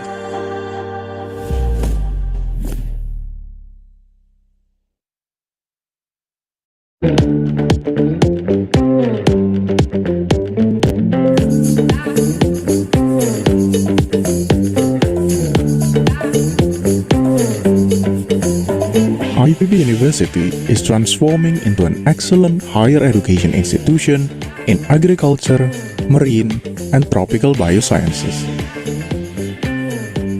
We are committed to strengthen the nation's dignity. We continue to move forward and become a leading university in Indonesia. Not only at the national level, we continue to challenge ourselves to be the best at the global level, and has been consistently increasing our global rank. IPB University has faculties and schools that offer various programs to create a generation of excellence. To provide quality education and the best learning experience, IPB University pursues to advance both national and international accreditation and certification. Listed as the most prospective contributor of innovation in Indonesia, IPB University has research centers that facilitate research in various fields. By innovating perpetually, we can elaborate a sustainable quality of life. IPB University has registered hundreds of innovations, and the number just keeps growing. We breed youth entrepreneurs that drive the nation's independence in the future. IPB University contributes to build society by working with communities in various regions in Indonesia.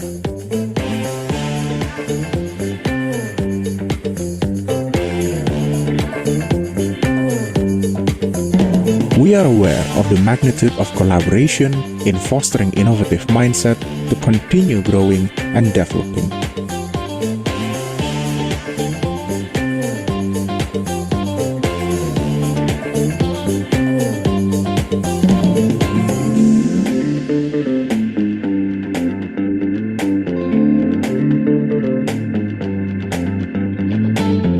IPB University have and will continue to collaborate with diverse partners domestically and globally.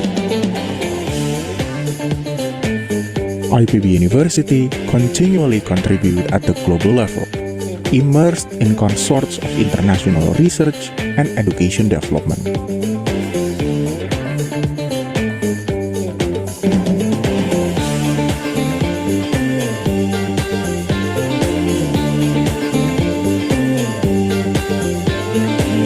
IPB University is committed to continue to grow, brighten the nation's future through innovation. IPB University, inspiring innovation with integrity.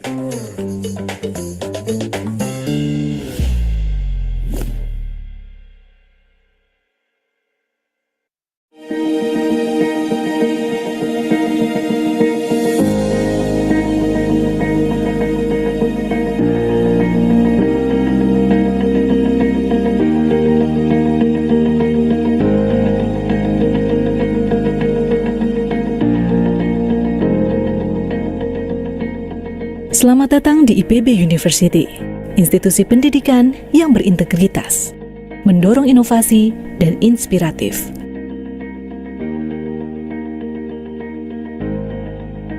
Di IPB University, kami percaya bahwa pendidikan adalah kunci untuk mengatasi tantangan masa depan.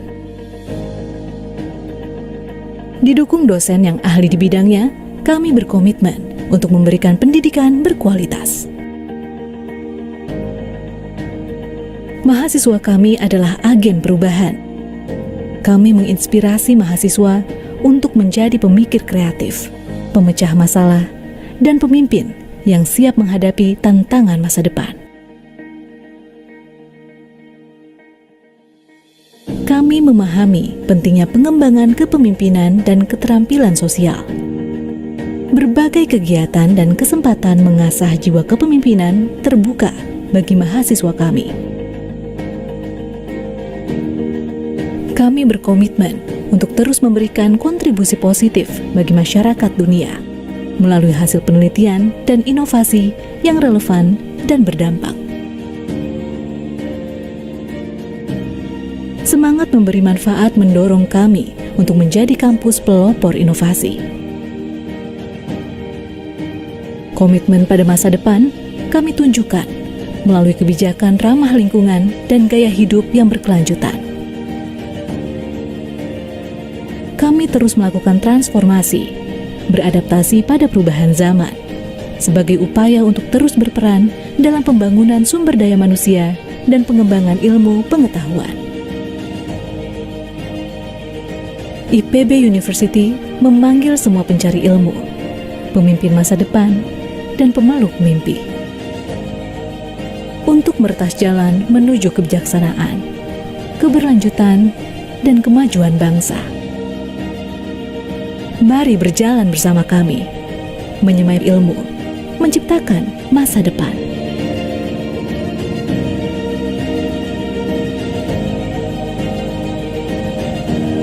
IPB Dikdaya, Indonesia Jaya.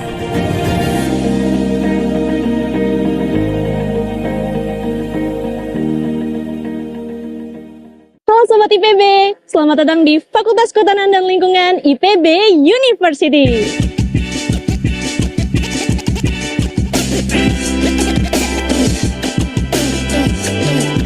Memiliki visi menjadi fakultas terkemuka yang berbasis riset dan terdepan dalam inovasi untuk kemandirian bangsa menuju Techno-Socio-Entrepreneurial University yang unggul di tingkat global pada bidang kehutanan dan lingkungan untuk keberlanjutan Indonesia.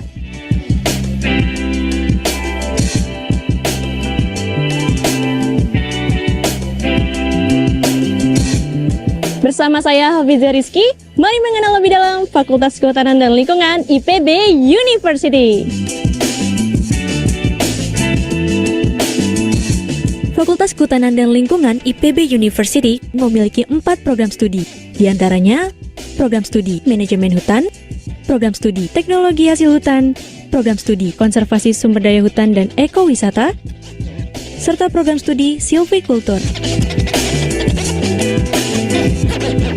Fakultas IPB University telah menorehkan prestasi gemilang dalam berbagai aspek pendidikan dan penelitian. Salah satunya menjadi fakultas kehutanan terbaik di Indonesia, serta mengalahkan beberapa kampus terbaik dunia.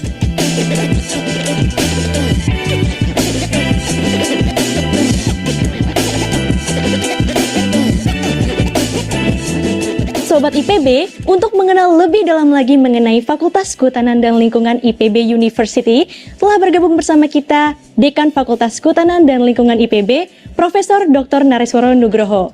Selamat pagi Bapak. Selamat pagi Visa. Bagaimana kabarnya? Alhamdulillah. Visa bagaimana? Alhamdulillah luar biasa Oke, Pak. selamat datang di Fakultas Kehutanan dan Lingkungan. Terima Silakan duduk Visa. Ada yang bisa Baik, dibantu Bapak. nih?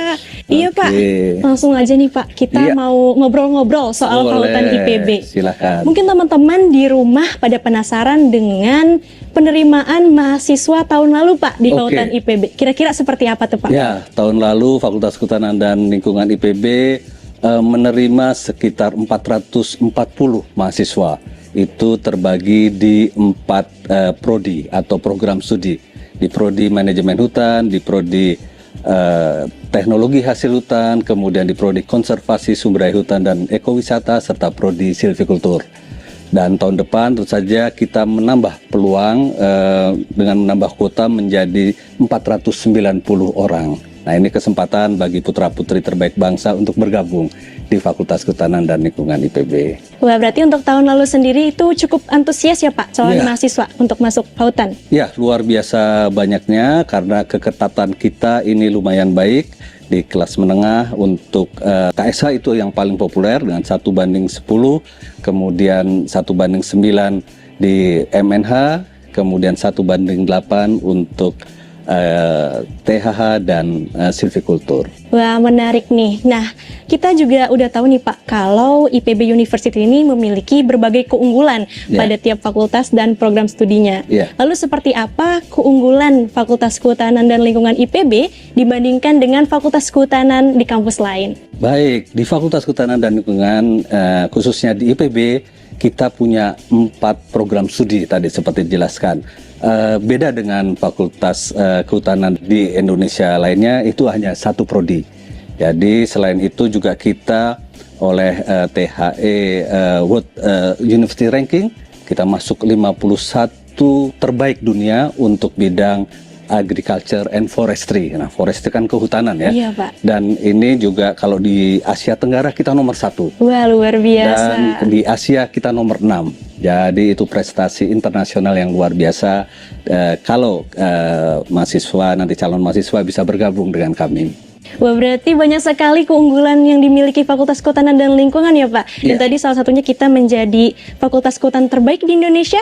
Betul. Dan satu-satunya yang memiliki 4 program studi. Betul, dan semuanya sudah terakreditasi internasional. Wah. Ya, di 3 departemen, MNH, Silvikultur, dan KSH itu terakreditasi oleh ASIIN, di THH oleh SWST, Society of Wood Science Technology dari Amerika Serikat. Wah, luar biasa. Berarti memang banyak sekali keunggulan yang kita miliki ya Pak ya. Dan ngomong-ngomong nih Pak, boleh nggak sih kalau kita keliling untuk melihat-lihat fasilitas yang dimiliki Fakultas IPB? Oke, baik, silakan. Ayo, Oke, bisa let's move. kita keliling bersama-sama. Siap Bapak.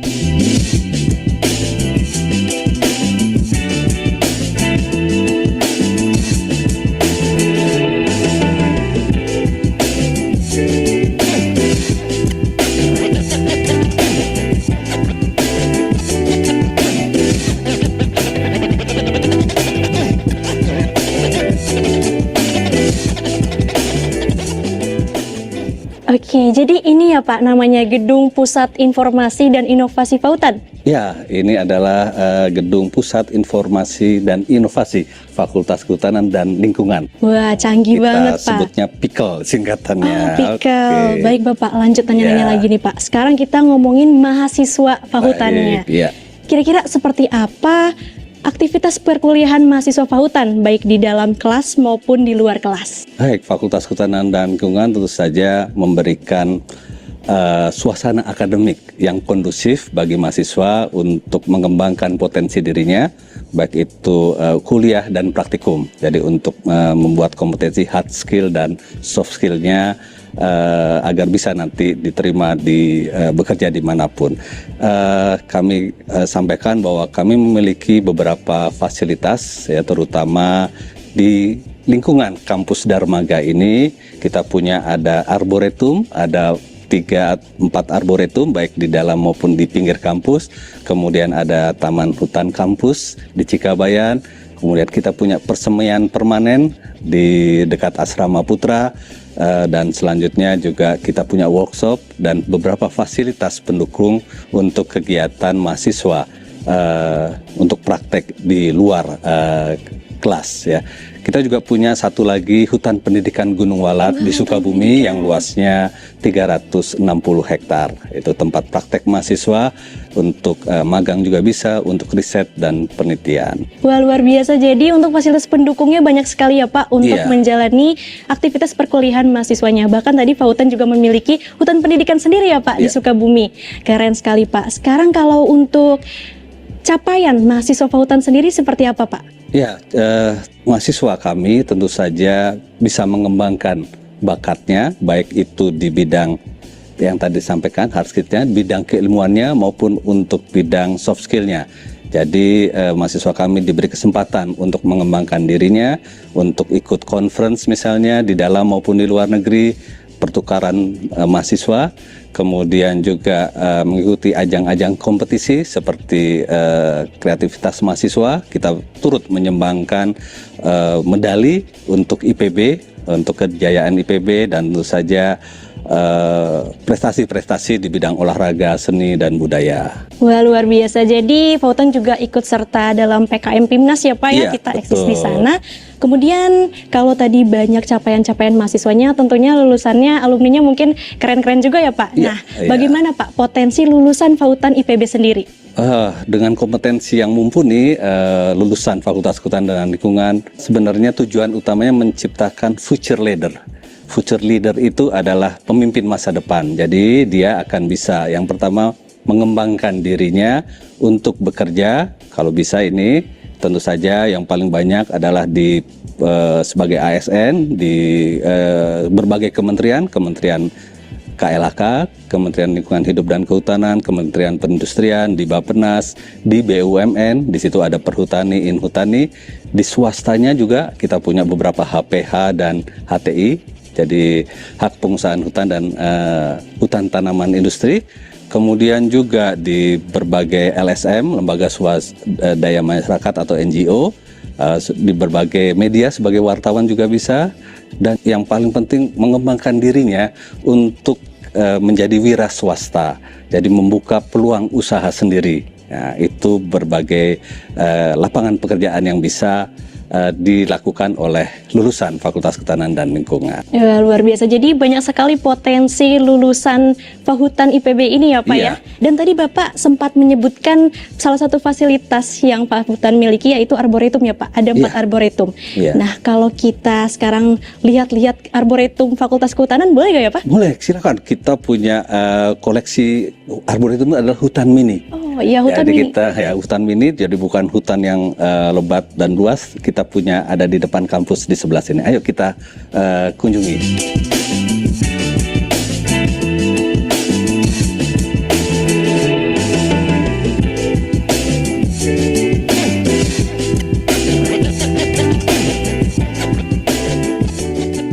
Nah, Sobat IPB, saat ini saya dengan Profesor Nareswara Nugroho sedang berada di Arboretum Fakultas Kehutanan dan Lingkungan IPB University. Arboretum ini seringkali menjadi lokasi praktikum mahasiswa Fakultas IPB. Benar begitu, Pak? Ya, benar, Visa. Jadi di sini mata kuliah dendrologi, inventarisasi sering digunakan menggunakan lokasi di Arboretum ini. Baik, terakhir nih, Pak. Boleh dong kita ajak Sobat IPB, khususnya calon mahasiswa IPB University yang ingin masuk Fahutan. Baik, calon mahasiswa IPB dan Sobat IPB sekalian, mari jangan ragu, jangan bimbang, masuk ke IPB University, terutama di Fakultas Kehutanan dan Lingkungan yang punya jargon asik, agamis, sportif, intelektual, dan kreatif. Luar biasa. Nah, saya sering dengar juga nih Pak, kalau Pak Dekan suka membuat pantun. Jadi boleh dong kasih sedikit pantunnya untuk penutup kita? Baik, sobat-sobat IPB, Kota Bogor, jauh dari Jakarta. Cakep. Kota Tomohon ada di Minahasa. Cakep. Selamat datang para mahasiswa di kampus IPB tercinta untuk calon pemimpin umat dan bangsa. Luar biasa. Baik, terima kasih banyak Pak Nares Sama-sama, Visa. atas kesediaannya untuk memberikan informasi mengenai Fakultas Kehutanan dan Lingkungan IPB. Nah, Sobat IPB, semoga tayangan ini dapat memberikan kamu informasi yang lebih jelas mengenai Fakultas Kehutanan dan Lingkungan IPB University. Bagaimana? Sudah semakin tertarik untuk masuk Fakultas IPB? Untuk informasi lebih lengkapnya, silakan kunjungi website admisi.ipb.ac.id. Saya Hafizah Rizky bersama Profesor Nareswara Nugroho. Mari bergabung di Fakultas IPB University. Fautan! Asik! Asik! Fautan! Fautan! Fautan! Fautan! Asik, asik, asik!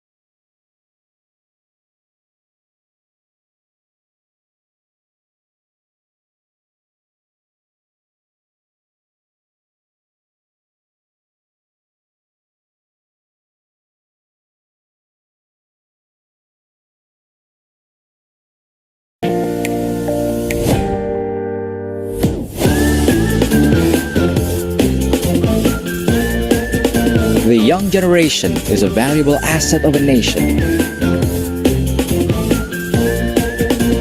Preparing the young generation as the catalyst of the nation's progress is our obligation.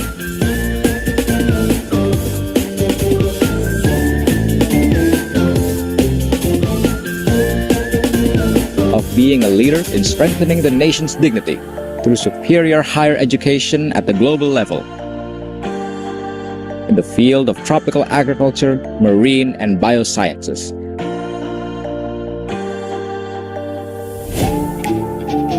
We guide the young generation to be able to obtain achievements they could be proud of,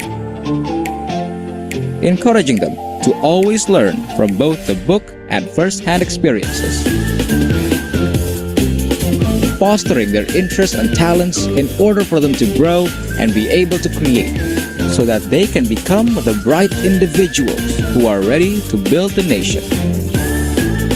Open-minded, possessing leadership qualities,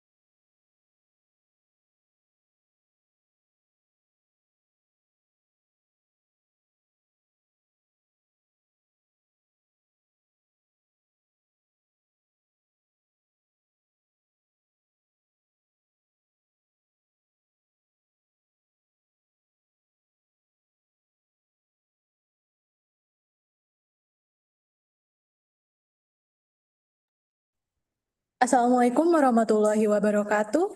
Ladies and gentlemen, welcome back to the second day of ISATrop 2024. We will now enter the second plenary session of the day. So please allow me to introduce the invited speaker of the session. Mr. James Isaacs is an arboriculture professional from New Zealand with a focus on practical and sustainable industry solutions. His academic research, including a thesis titled Skill Mismatches and Labor Shortages in the New Zealand Arboriculture Industry, has been presented at various national platforms and abroad. At Tricking, he has played a pivotal role in enhancing operational efficiencies and nurturing a collaborative company culture. He is actively involved with the New Zealand Arboriculture Association's Careers Working Group, helping shape long-term industry strategies.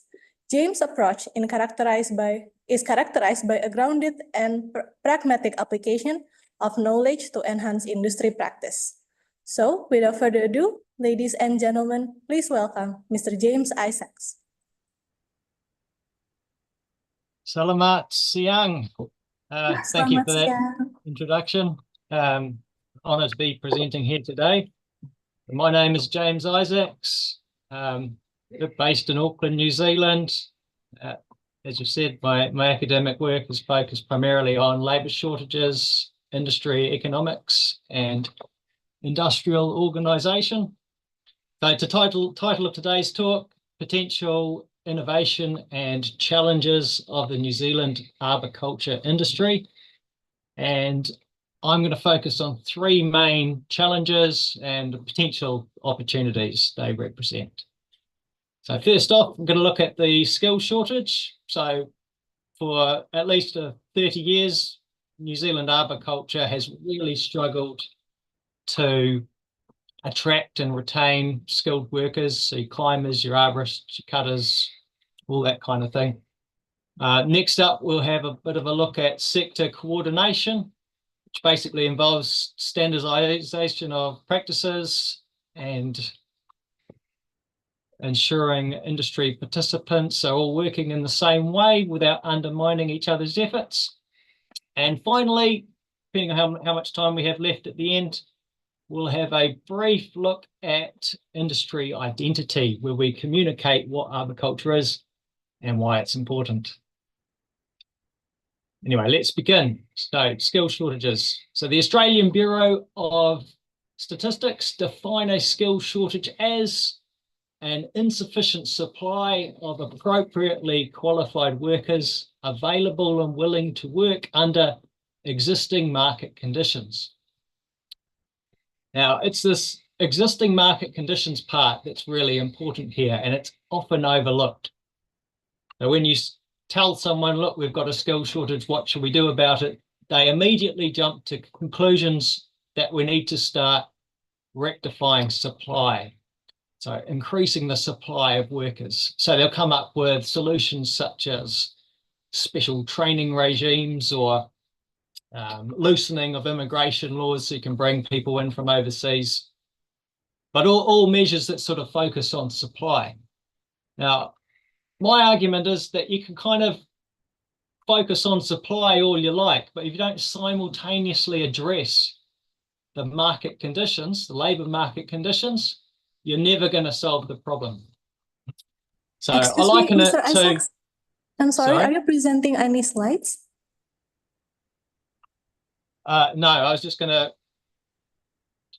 say it. Oh, okay, sorry. Okay, please continue. All right. Yeah, so no slides. Where was I? Yeah, so I like to liken it a bit like trying to fill a leaky bucket with a whole lot of holes. Try to fill it up with water, all the water's just going to leak out the holes. So if you think of the bucket like your vacancies in the industry, your water is kind of your skilled workers going in there, and then they're all escaping out the market conditions. So if you don't address the market conditions, you're never going to solve the problem. But what do I mean by market conditions? What I'm essentially talking about here is employee value. It's basically what the employee is getting in return for their investment, going and learning the skills, and then coming to work and applying them. Like, what are they getting in return? And these are your labour market conditions. So a major one is extrinsic motivators, such as the pay. This is something we have a lot of problems with in New Zealand. A lot of people aren't happy with the level of pay for arborists and feel it does make it hard to attract people. You've also got intrinsic elements. So, for example, like your job satisfaction. So I like to think that arboriculture bodes quite well for job satisfaction. When I talked to people, when I interviewed people, what they really liked about arboriculture was learning new skills and then being able to immediately apply those in a physical environment and really seeing the outcome of those new abilities. So being able to learn something and see the job actually happening faster,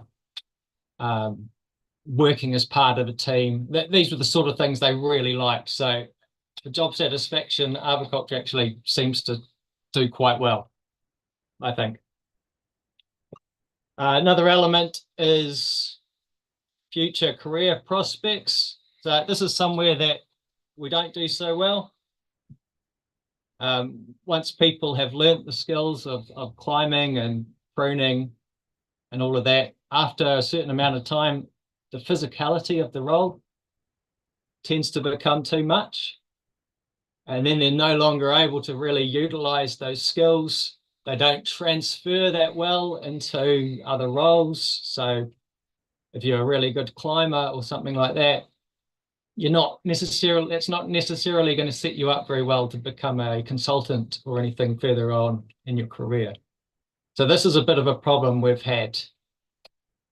So once the workers get a bit older, they might leave the industry, or what we found happens a lot of the time is they'll move into self-employment.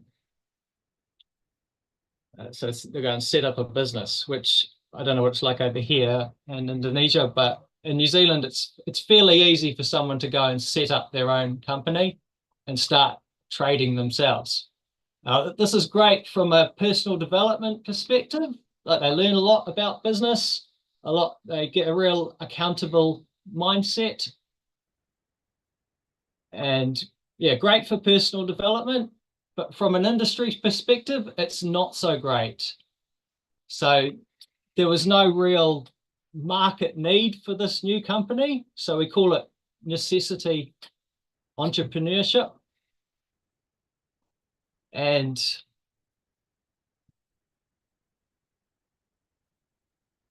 yeah, if we go back to looking at it from a skill shortage perspective, say we've got one vacancy, and we go and train an arborist, and it takes us, 5 years or so to train them. We can then use that arborist to fill the vacancy. But once they get a bit older and they're too old to do the work, if they leave the industry, okay, then we've still got one vacancy. But if they go and enter self-employment, first thing they're going to need is arborists of their own. So they create new vacancies. So maybe they need 1, 2, 3, 5 arborists. So we've immediately gone from one vacancy to several. So you can see how simply focusing on supply, like just making more arborists, might not solve your problem. So you end up with a situation where the more arborists you train, the more arborists you get into the industry, the bigger the problem gets. And these new companies, they're not just competing for workers, they're also competing for work as well. And this is driving prices down, making it difficult for the industry to retain value, which is something we'll look at later on in sector coordination. But it's not all doom and gloom. This does give us a very important insight. So if your role is recruiting these kinds of workers, what we learn from this is that you're not really in the role you're designing doesn't need to be competitive with what your competitors are doing. Rather, it needs to be more attractive than self-employment. So you've got to make it sort of a better deal for the worker to come and help you with what you're doing in your business than to go off and set a business up themselves and go to all that trouble. So it's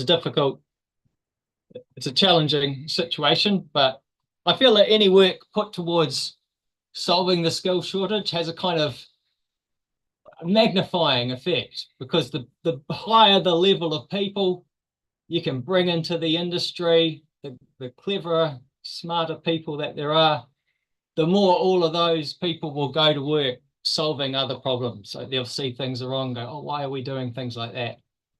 And the whole industry will improve by addressing the skill shortages. All right, moving on, sector coordination.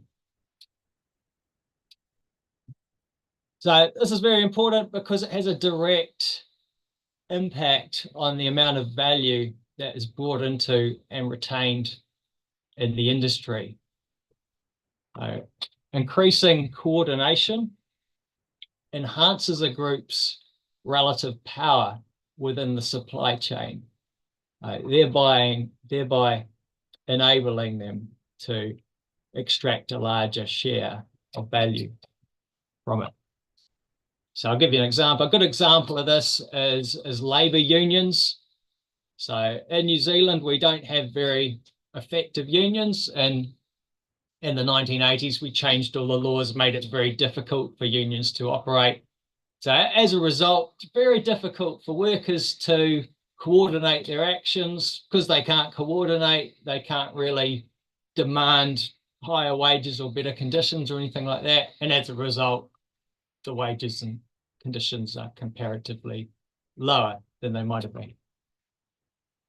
And this concept applies at the firm level as well. So all the businesses and companies that make up your industry, if they were to coordinate their actions through measures such as standardized practices, this can help prevent the erosion of value. Like, for example, if you've got a local government, city council, these are big buyers. They typically have a lot of power in the supply chain. And if you don't have kind of standardized agreements and practices that you can fall back on, they will dictate the terms of these contracts. And those terms won't be in favor of the industry. And that will allow value to be lost. It will sort of allow them to kind of pit companies against each other. And it's a race to the bottom, essentially, because of a lack of coordination. We talked about the fact that a lot of arborists go and start new companies. This means we have a lot of small businesses in New Zealand arboriculture, and that's a particular challenge for sector coordination. If there's 2 or 3 big ones, that'd be great. You can just get them in a room together and say, look, why don't we do things like this? When you've got 100 or 500 little ones, it's very, very difficult. But nonetheless, we have made some quite good progress in this regard with the creation of our minimum industry standards documents.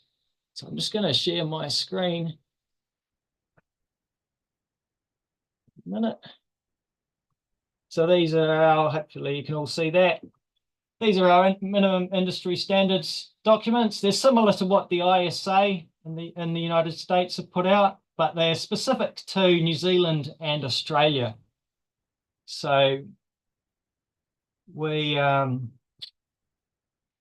this was a joint effort between Arboriculture Australia and Arboriculture New Zealand. And each of these documents is basically, they all focus on a different area of arboriculture. They're very, very detailed, and they're basically just a plan of exactly how we've agreed the industry is supposed to work. You can download them off the NZARB website or Arb Australia. They're well worth the read. Some of it's New Zealand specific, but a lot of it's just general arboriculture. So very, very useful. We're only at the early stages of this, so we've put the documents together, but now we need to get everyone working to those standards. A lot of people are, but a lot of companies still aren't. Because we've got a lot of small companies, a lot of them haven't read these standards, they don't know what's in them. So the next challenge is trying to really get people working to these standards. And eventually, I'd like to see everything in the industry based off these. So all the training and eventually all the regulations that govern the industry would be great. They're all based off these minimum industry standard documents. Right, brings us to our final challenge, industry identity. So this is where we communicate what arboriculture is and why it's important. We've had a bit of trouble here. This is something we've only recently really started looking at in detail at NZARB. The problem we've had is it's difficult to determine where the arboriculture industry starts and where it finishes. So when does a job move from, say, being amenity horticulture or even construction or landscaping, when does it become arboriculture, and when does it, at the other end, become something else? So we don't have clear boundaries. This is called boundary theory. We don't have a clear definition of what arboriculture is. And because of that, we don't have clear statistics either. So the only statistics that there are some that are collected during the census. And these are basically just people that have written in, selected other for their occupation and written in arborist. So very, very poor statistics. And this creates a lot of trouble when you go to advocate for the industry to say, oh, look, we need this grant or we need this funding. The first thing that anyone's going to ask is, oh, how big is the industry? How much money goes through it? How many people are there? Like, what's the impact of this grant? What's it going to do? And we don't have an answer for that because we've got no statistics at all. So this is a big problem. It means we're underrepresented. It means when they come up with regulations, they're typically not in our favor. They're regulations designed for construction or they're designed for forestry, and they just get kind of thrust upon us, and they quite often overburdensome or anything. So we don't really have a solution for that yet. Possibly looking at creating some kind of register where we could record all of the arborists and active arborists and get an idea of just how many they are, perhaps with an arborist number that you can use to put on your tenders or something like that. But we're not really sure what to do with this yet. And that's about it for that. So in summary, skill shortages, sector coordination, and industrial identity are big challenges we're facing here in New Zealand arboriculture. I feel that by improving labour market conditions, standardising practices as much as possible, and starting to gather some proper statistics, we can help communicate why arboriculture is important, and this will lead us toward a more resilient and prosperous industry. So one which retains and attracts skilled workers, maximises value within the sector, and eventually gains the recognition it deserves. Okay. Thank you for your time. I welcome any questions. Okay, thank you. Thank you very much for your insight, Mr. Isaac. So, ladies and gentlemen, Mr. Isaacs will have a time to answer one question from the floor. So, you have any question, you can use the raise hand feature or leave your question in the chat box. So, we'll wait for some minutes for a question from the floor.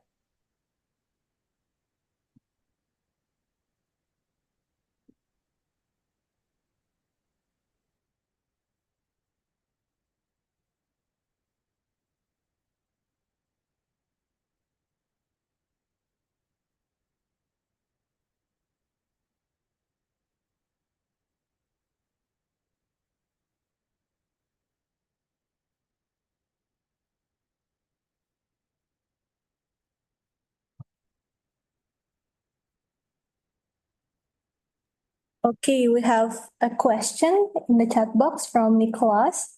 I will read the question. Hi, James. Thanks for the well-thought presentation. I would like to know how much penetration into municipal council about Arbori's scope of work and their role in the industry. Sorry, could you repeat that? Okay. I would like to know how much penetration into municipal council about Arbori's scope of work and their role in the industry. Right. How much do we have to do with the municipal? Yeah, the largest contracts in New Zealand arboriculture are all municipal contracts. I would say we have fairly good penetration into that.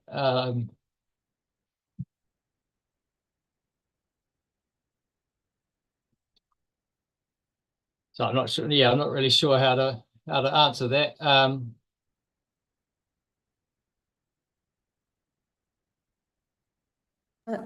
Nicholas, maybe you want to ask the question yourself for better understanding. Hi, James. It's Nick here. Okay, I just would like to clarify. I mean, if you said the municipal council has one of the biggest contracts, so it means that the arboriculture practices there are quite huge. So in this case, why is the lack of manpower in terms of that? Because if there's a large contract, means you need the people there, and the people there are enough to cover the contract. So I mean, I'm not sure why you say there's lack of manpower if there is large contracts for me. Okay. So I get what you're saying there. Yeah, so yes, you have the large contracts. The large contracts are in the hands typically of they were split between a couple of very large firms. One bought the other, and now there's one main firm that holds most of the contracts, but then a lot of the manpower and the labor force is spread across a whole lot of other firms that are not kind of in this municipal work. So like we have very strict regulations around like utility arboriculture, which blocks a lot of firms out, a lot of the smaller ones, but a lot of the workers are actually working in these smaller firms. So the really like important work that has to be done, like the power line clearing, like the street trees and things like that, there's a real shortage of people working at these one or two large firms that holds those contracts. Going back to, you mentioned the power and the supply chain. What I mean with that is because we just had these two firms basically competing with each other, they really needed both of them needed that big contract. So they would just undercut each other each year, and then the city council would say, oh, we need you to beat that price by 10% this year. So they'd undercut it again, and these firms would have to make cuts wherever they could. And a lot of the time that was in wage rates. So the wages never really went up again. They went up a little bit with inflation, but sort of a race to the bottom. So I'm not sure if that's answered your question, hopefully a little bit. Nick, is that enough for you? Yeah, that's good enough for me. Thanks for the answer. Welcome. Okay. So thank you once again, Mr. Isaac, for your precious time.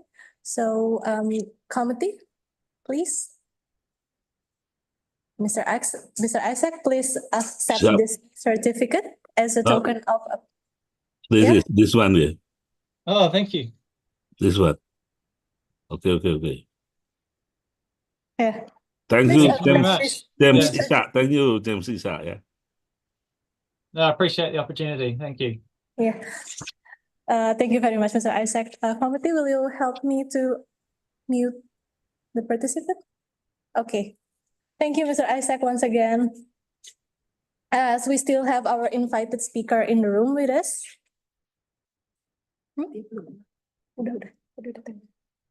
I would like to invite all participants to have a virtual group photo. So I'll see here we have some slides of participants. We have 2 slides of participant. We'll start with the first one. Put on your best smile, everyone. On my mark. 1, 2, 3. Okay. Next slide. 1, 2, 3. Okay, thank you, everyone. Ladies and gentlemen, now we are entering the second oral presentation session of the day. In this session, we will separate all participants to 3 breakout rooms. The moderators in the sessions are all from IPB University. We have Professor Lina Karlinasari, Dr. Erianto Indraputra, and Dr. Vivi Gusbianti. The oral presenters and moderators will be assigned automatically by the committee to join the designated rooms. For participants, please choose the breakout room by yourself by clicking the breakout rooms button at the bottom of your Zoom screen. For those who are having trouble joining and moving rooms, please contact the committee through private chat. Please note that you can move to other breakout rooms when the presentation in your room has ended. Please come back to the main room after all presentation in every room has ended, because we are going to announce the Best Presenter Award and summarize the event. Have a fruitful session.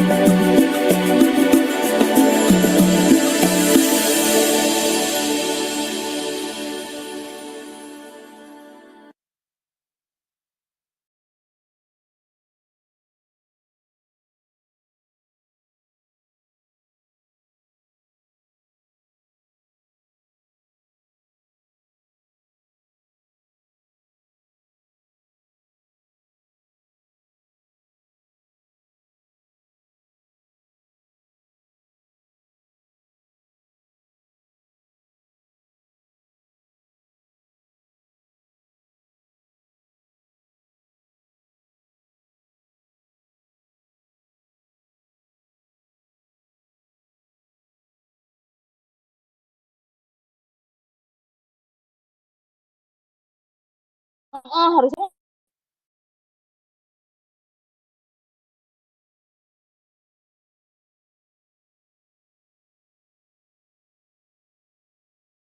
tadi lewat daerah-daerah situ nih, tukat-tukat ini lewat daerah sini.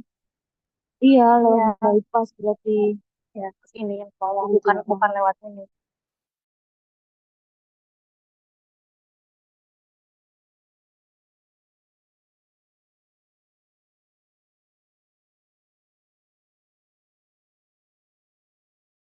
Motor doang. Udah lah, aku mundur. Untung itu ada jalan manusia.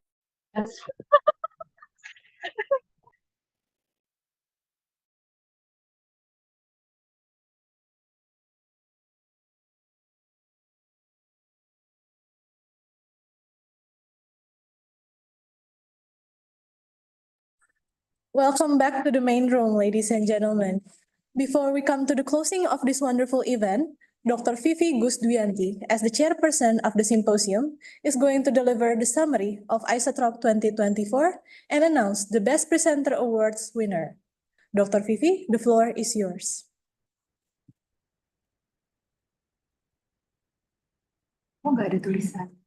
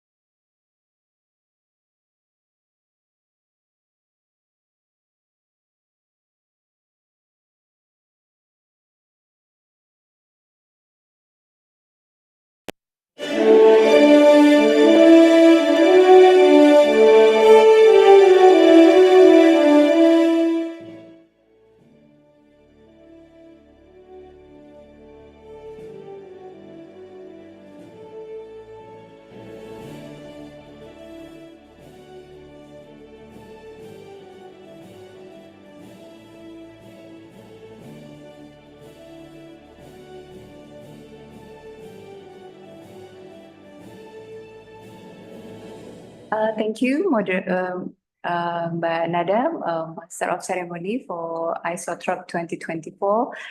Assalamualaikum warahmatullahi wabarakatuh. Distinguished colleagues, ladies and gentlemen, 3 years has already passed since the second International Symposium on Arboriculture in the Tropics, which was held on June 2021. So this year, Alhamdulillah, we could organize the third ISATrop 2024 with the support of the Faculty of Forestry and Environment, IPB University, MARI, and also PII, and sponsored by the Directorate of Global Connectivity of IPB University. So this symposium has about 5 keynote speakers, 2 invited speakers, 12 moderators, and about 50 oral presenter from 74 participants from 8 countries: Indonesia, Malaysia, Singapore, Thailand, Philippines, India, Japan, New Zealand, and also the USA. So making this symposium a truly international symposium in the spirit. In addition, the proceeding of the third ISATrop 2024 will be also published in the IOPS conference series, Earth and Environment, or we call IOPS EES, which is Scopus Index, so that the research result that you present today and also yesterday can be opened for public and then can be accessed by many people, which is useful for reference for the further research. So during these 2 days, we all had a fruitful discussion, I believe. So in this third ISATrop 2024, whose main theme is building resilient city, integrating arboriculture practices for sustainable development, we have learned a lot from the plenary session delivered by the amazing keynote and invited speakers who share their interesting work. Once again, on behalf of the committee, thank you for delivering such important material so that all of us can deepen our knowledge about the research. Furthermore, I would like to thank all the keynote speakers, invited speakers, presenters, and participant, also moderator, also with me. Some of the moderator also sit in the same room with me now. Thank you very much, and all the scientific committee from all over the world who have joined and support this symposium. I'm certain that every presenter has presented the application of the design and educational research. I sincerely hope that through your presentation and discussion afterward, all of us can contribute to the sustainability and resilience of urban area. Even though the contribution may be small, but it's still valuable. So, dear colleague, ladies and gentlemen, to wrap up this symposium, please allow me to read a summary of the third ISATrop 2024. First, creating an urban resilience strategy is crucial for the cities aiming to strengthen their resilience. The strategy needs to encompass both short-term and long-term goals, detailed action plan, and performance indicators. It is also required continued monitoring, evaluation, and adjustment to effectively tackle changing challenges and opportunity. The second, however, the development of the arboriculture industry in the Asian region varies in terms of the organization and operation. So further elaboration of laws and regulation is needed, especially regarding policy, guidelines, and standard of arboriculture practices. So we need to have discussion and deliberation involving not only experts like urban planners and ecologists, but also city residents who use urban green spaces in various ways, both formally and informally. This discussion should address issues such as trees planting, afforestation, tree protection, conservation, and regulation around the trees felling. So that is all for the symposium summary.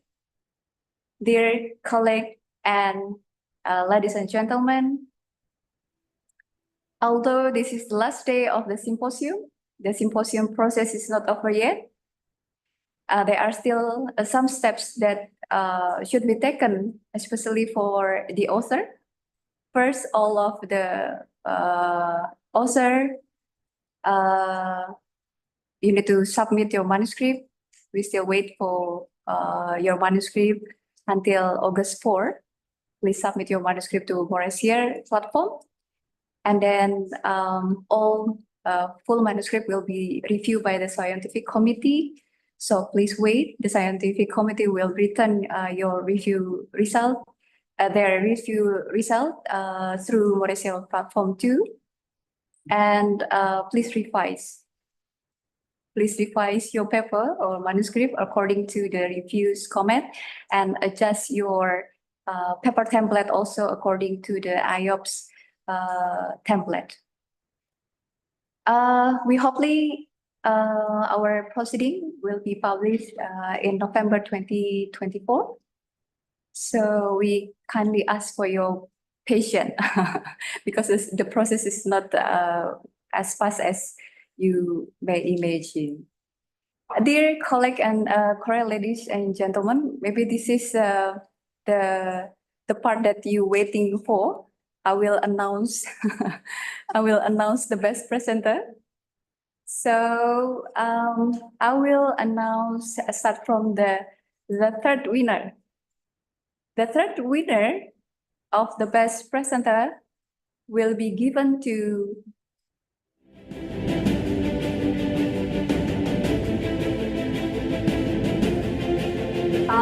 Fauzan Alawi with the paper code OP0205. Congratulations, Mr. Fauzan Alawi.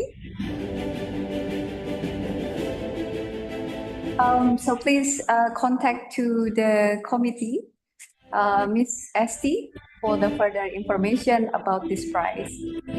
I will invite all the participants to give the clap hand reaction. Congratulations. All right. So I will announce the second winner of the best presenter ISATrop 2024 will be given to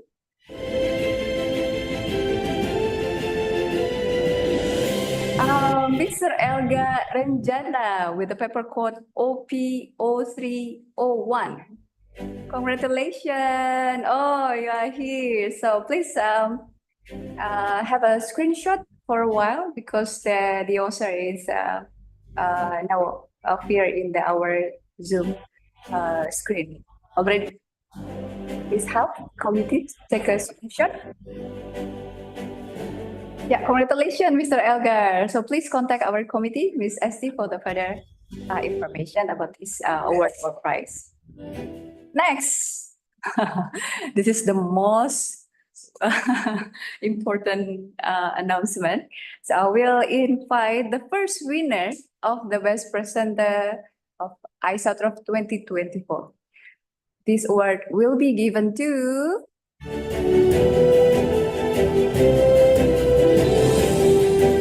Miss Intan Fatima with the paper code OP0207. Please give a clap hand reaction, all the participants, to Miss Gintan. And please help me to take a screenshot of this moment. Yeah. All right. Okay. Okay. So once again, please contact Miss Esti. Thank you. Again, congratulations for all the winners and for the rest of the presenter. You are amazing. So don't be disappointed. You are amazing, and thank you so much for your presentation. So finally, I would like to thank you all the committee members also for organizing this symposium and ensuring that the process of this symposium going smoothly. I apologize for any inconvenience you might experience during this symposium. I also hope that we can meet again at the fourth ISATrop. Thank you. Assalamualaikum warahmatullahi wabarakatuh.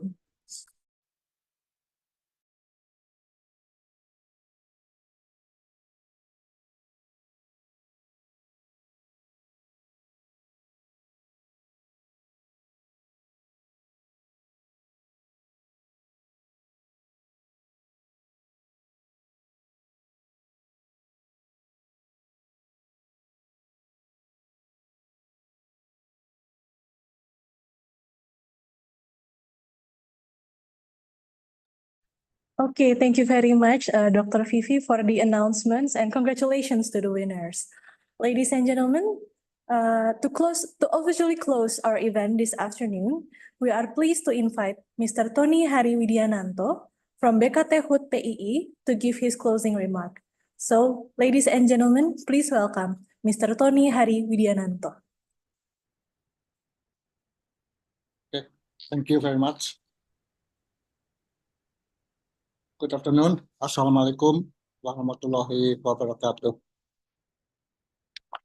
Thank you for the opportunity and trust given for the closing remarks of the third International Symposium on Arboriculture in the Tropics, which was held in 2 days on August 1st and 2nd, 2024.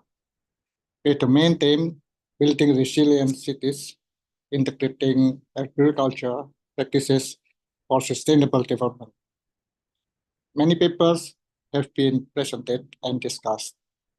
All papers discussed are the experiences and works of professional agriculturists.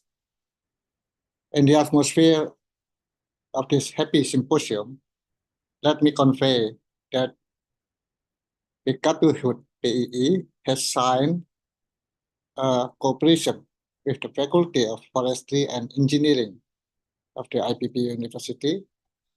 The date is November 27, 2019, and Mari in the August 5th, 2023, has entered into a cooperation in the development of the engineering profession, especially in the discipline of forestry engineering. This collaboration will expand the network of collaboration in forestry services in Indonesia. The Forestry Engineering College is one of the 27 engineering bodies of profession that are currently under the auspices of the Indonesian Engineers Association. Professional forestry engineers, especially agricultural professionals, will practice closely with all engineering disciplines in bringing the sustainable development goals achievable. In this occasion, I welcome all the practitioners of agriculture to join as registered professional forestry engineer in Brotherhood PEE. I would like to express my deep appreciation to the organizing committees led by the Faculty of Forestry and Environment at IPB University and the Indonesian Agricultural Society for their outstanding efforts in bringing this international symposium to fruition and making it a tremendous success. I eagerly look forward to our future joint academic and research collaborations to enrich and enhance the engineering practices. Thank you. Thank you very much, Pak Tony, for the wonderful closing remark. Ladies and gentlemen, we have reached the end of ISATrop 2024. We sincerely hope that this event has been enriching and valuable for everyone involved, fostering meaningful connection, insightful discussion, and a wealth of knowledge that each participant can carry forward into their future endeavors. May the insight and experiences gained here today prove beneficial to all, contributing positively to your personal and professional growth. For those who have not filled in the attendance form, please contact the committee through private chat. E-certificate and all speakers' materials will be sent within 7 days after the symposium. Once again, I am Nada Ifda Putri as today's Master of Ceremony, and on behalf of the organizer, we beg your pardon for any shortcomings. Once again, thank you very much for your participation. We are hoping to see you again on the next ISATrop. Have a wonderful day ahead. Wassalamualaikum warahmatullahi wabarakatuh. Waalaikumsalam warahmatullahi wabarakatuh. Warahmatullahi wabarakatuh.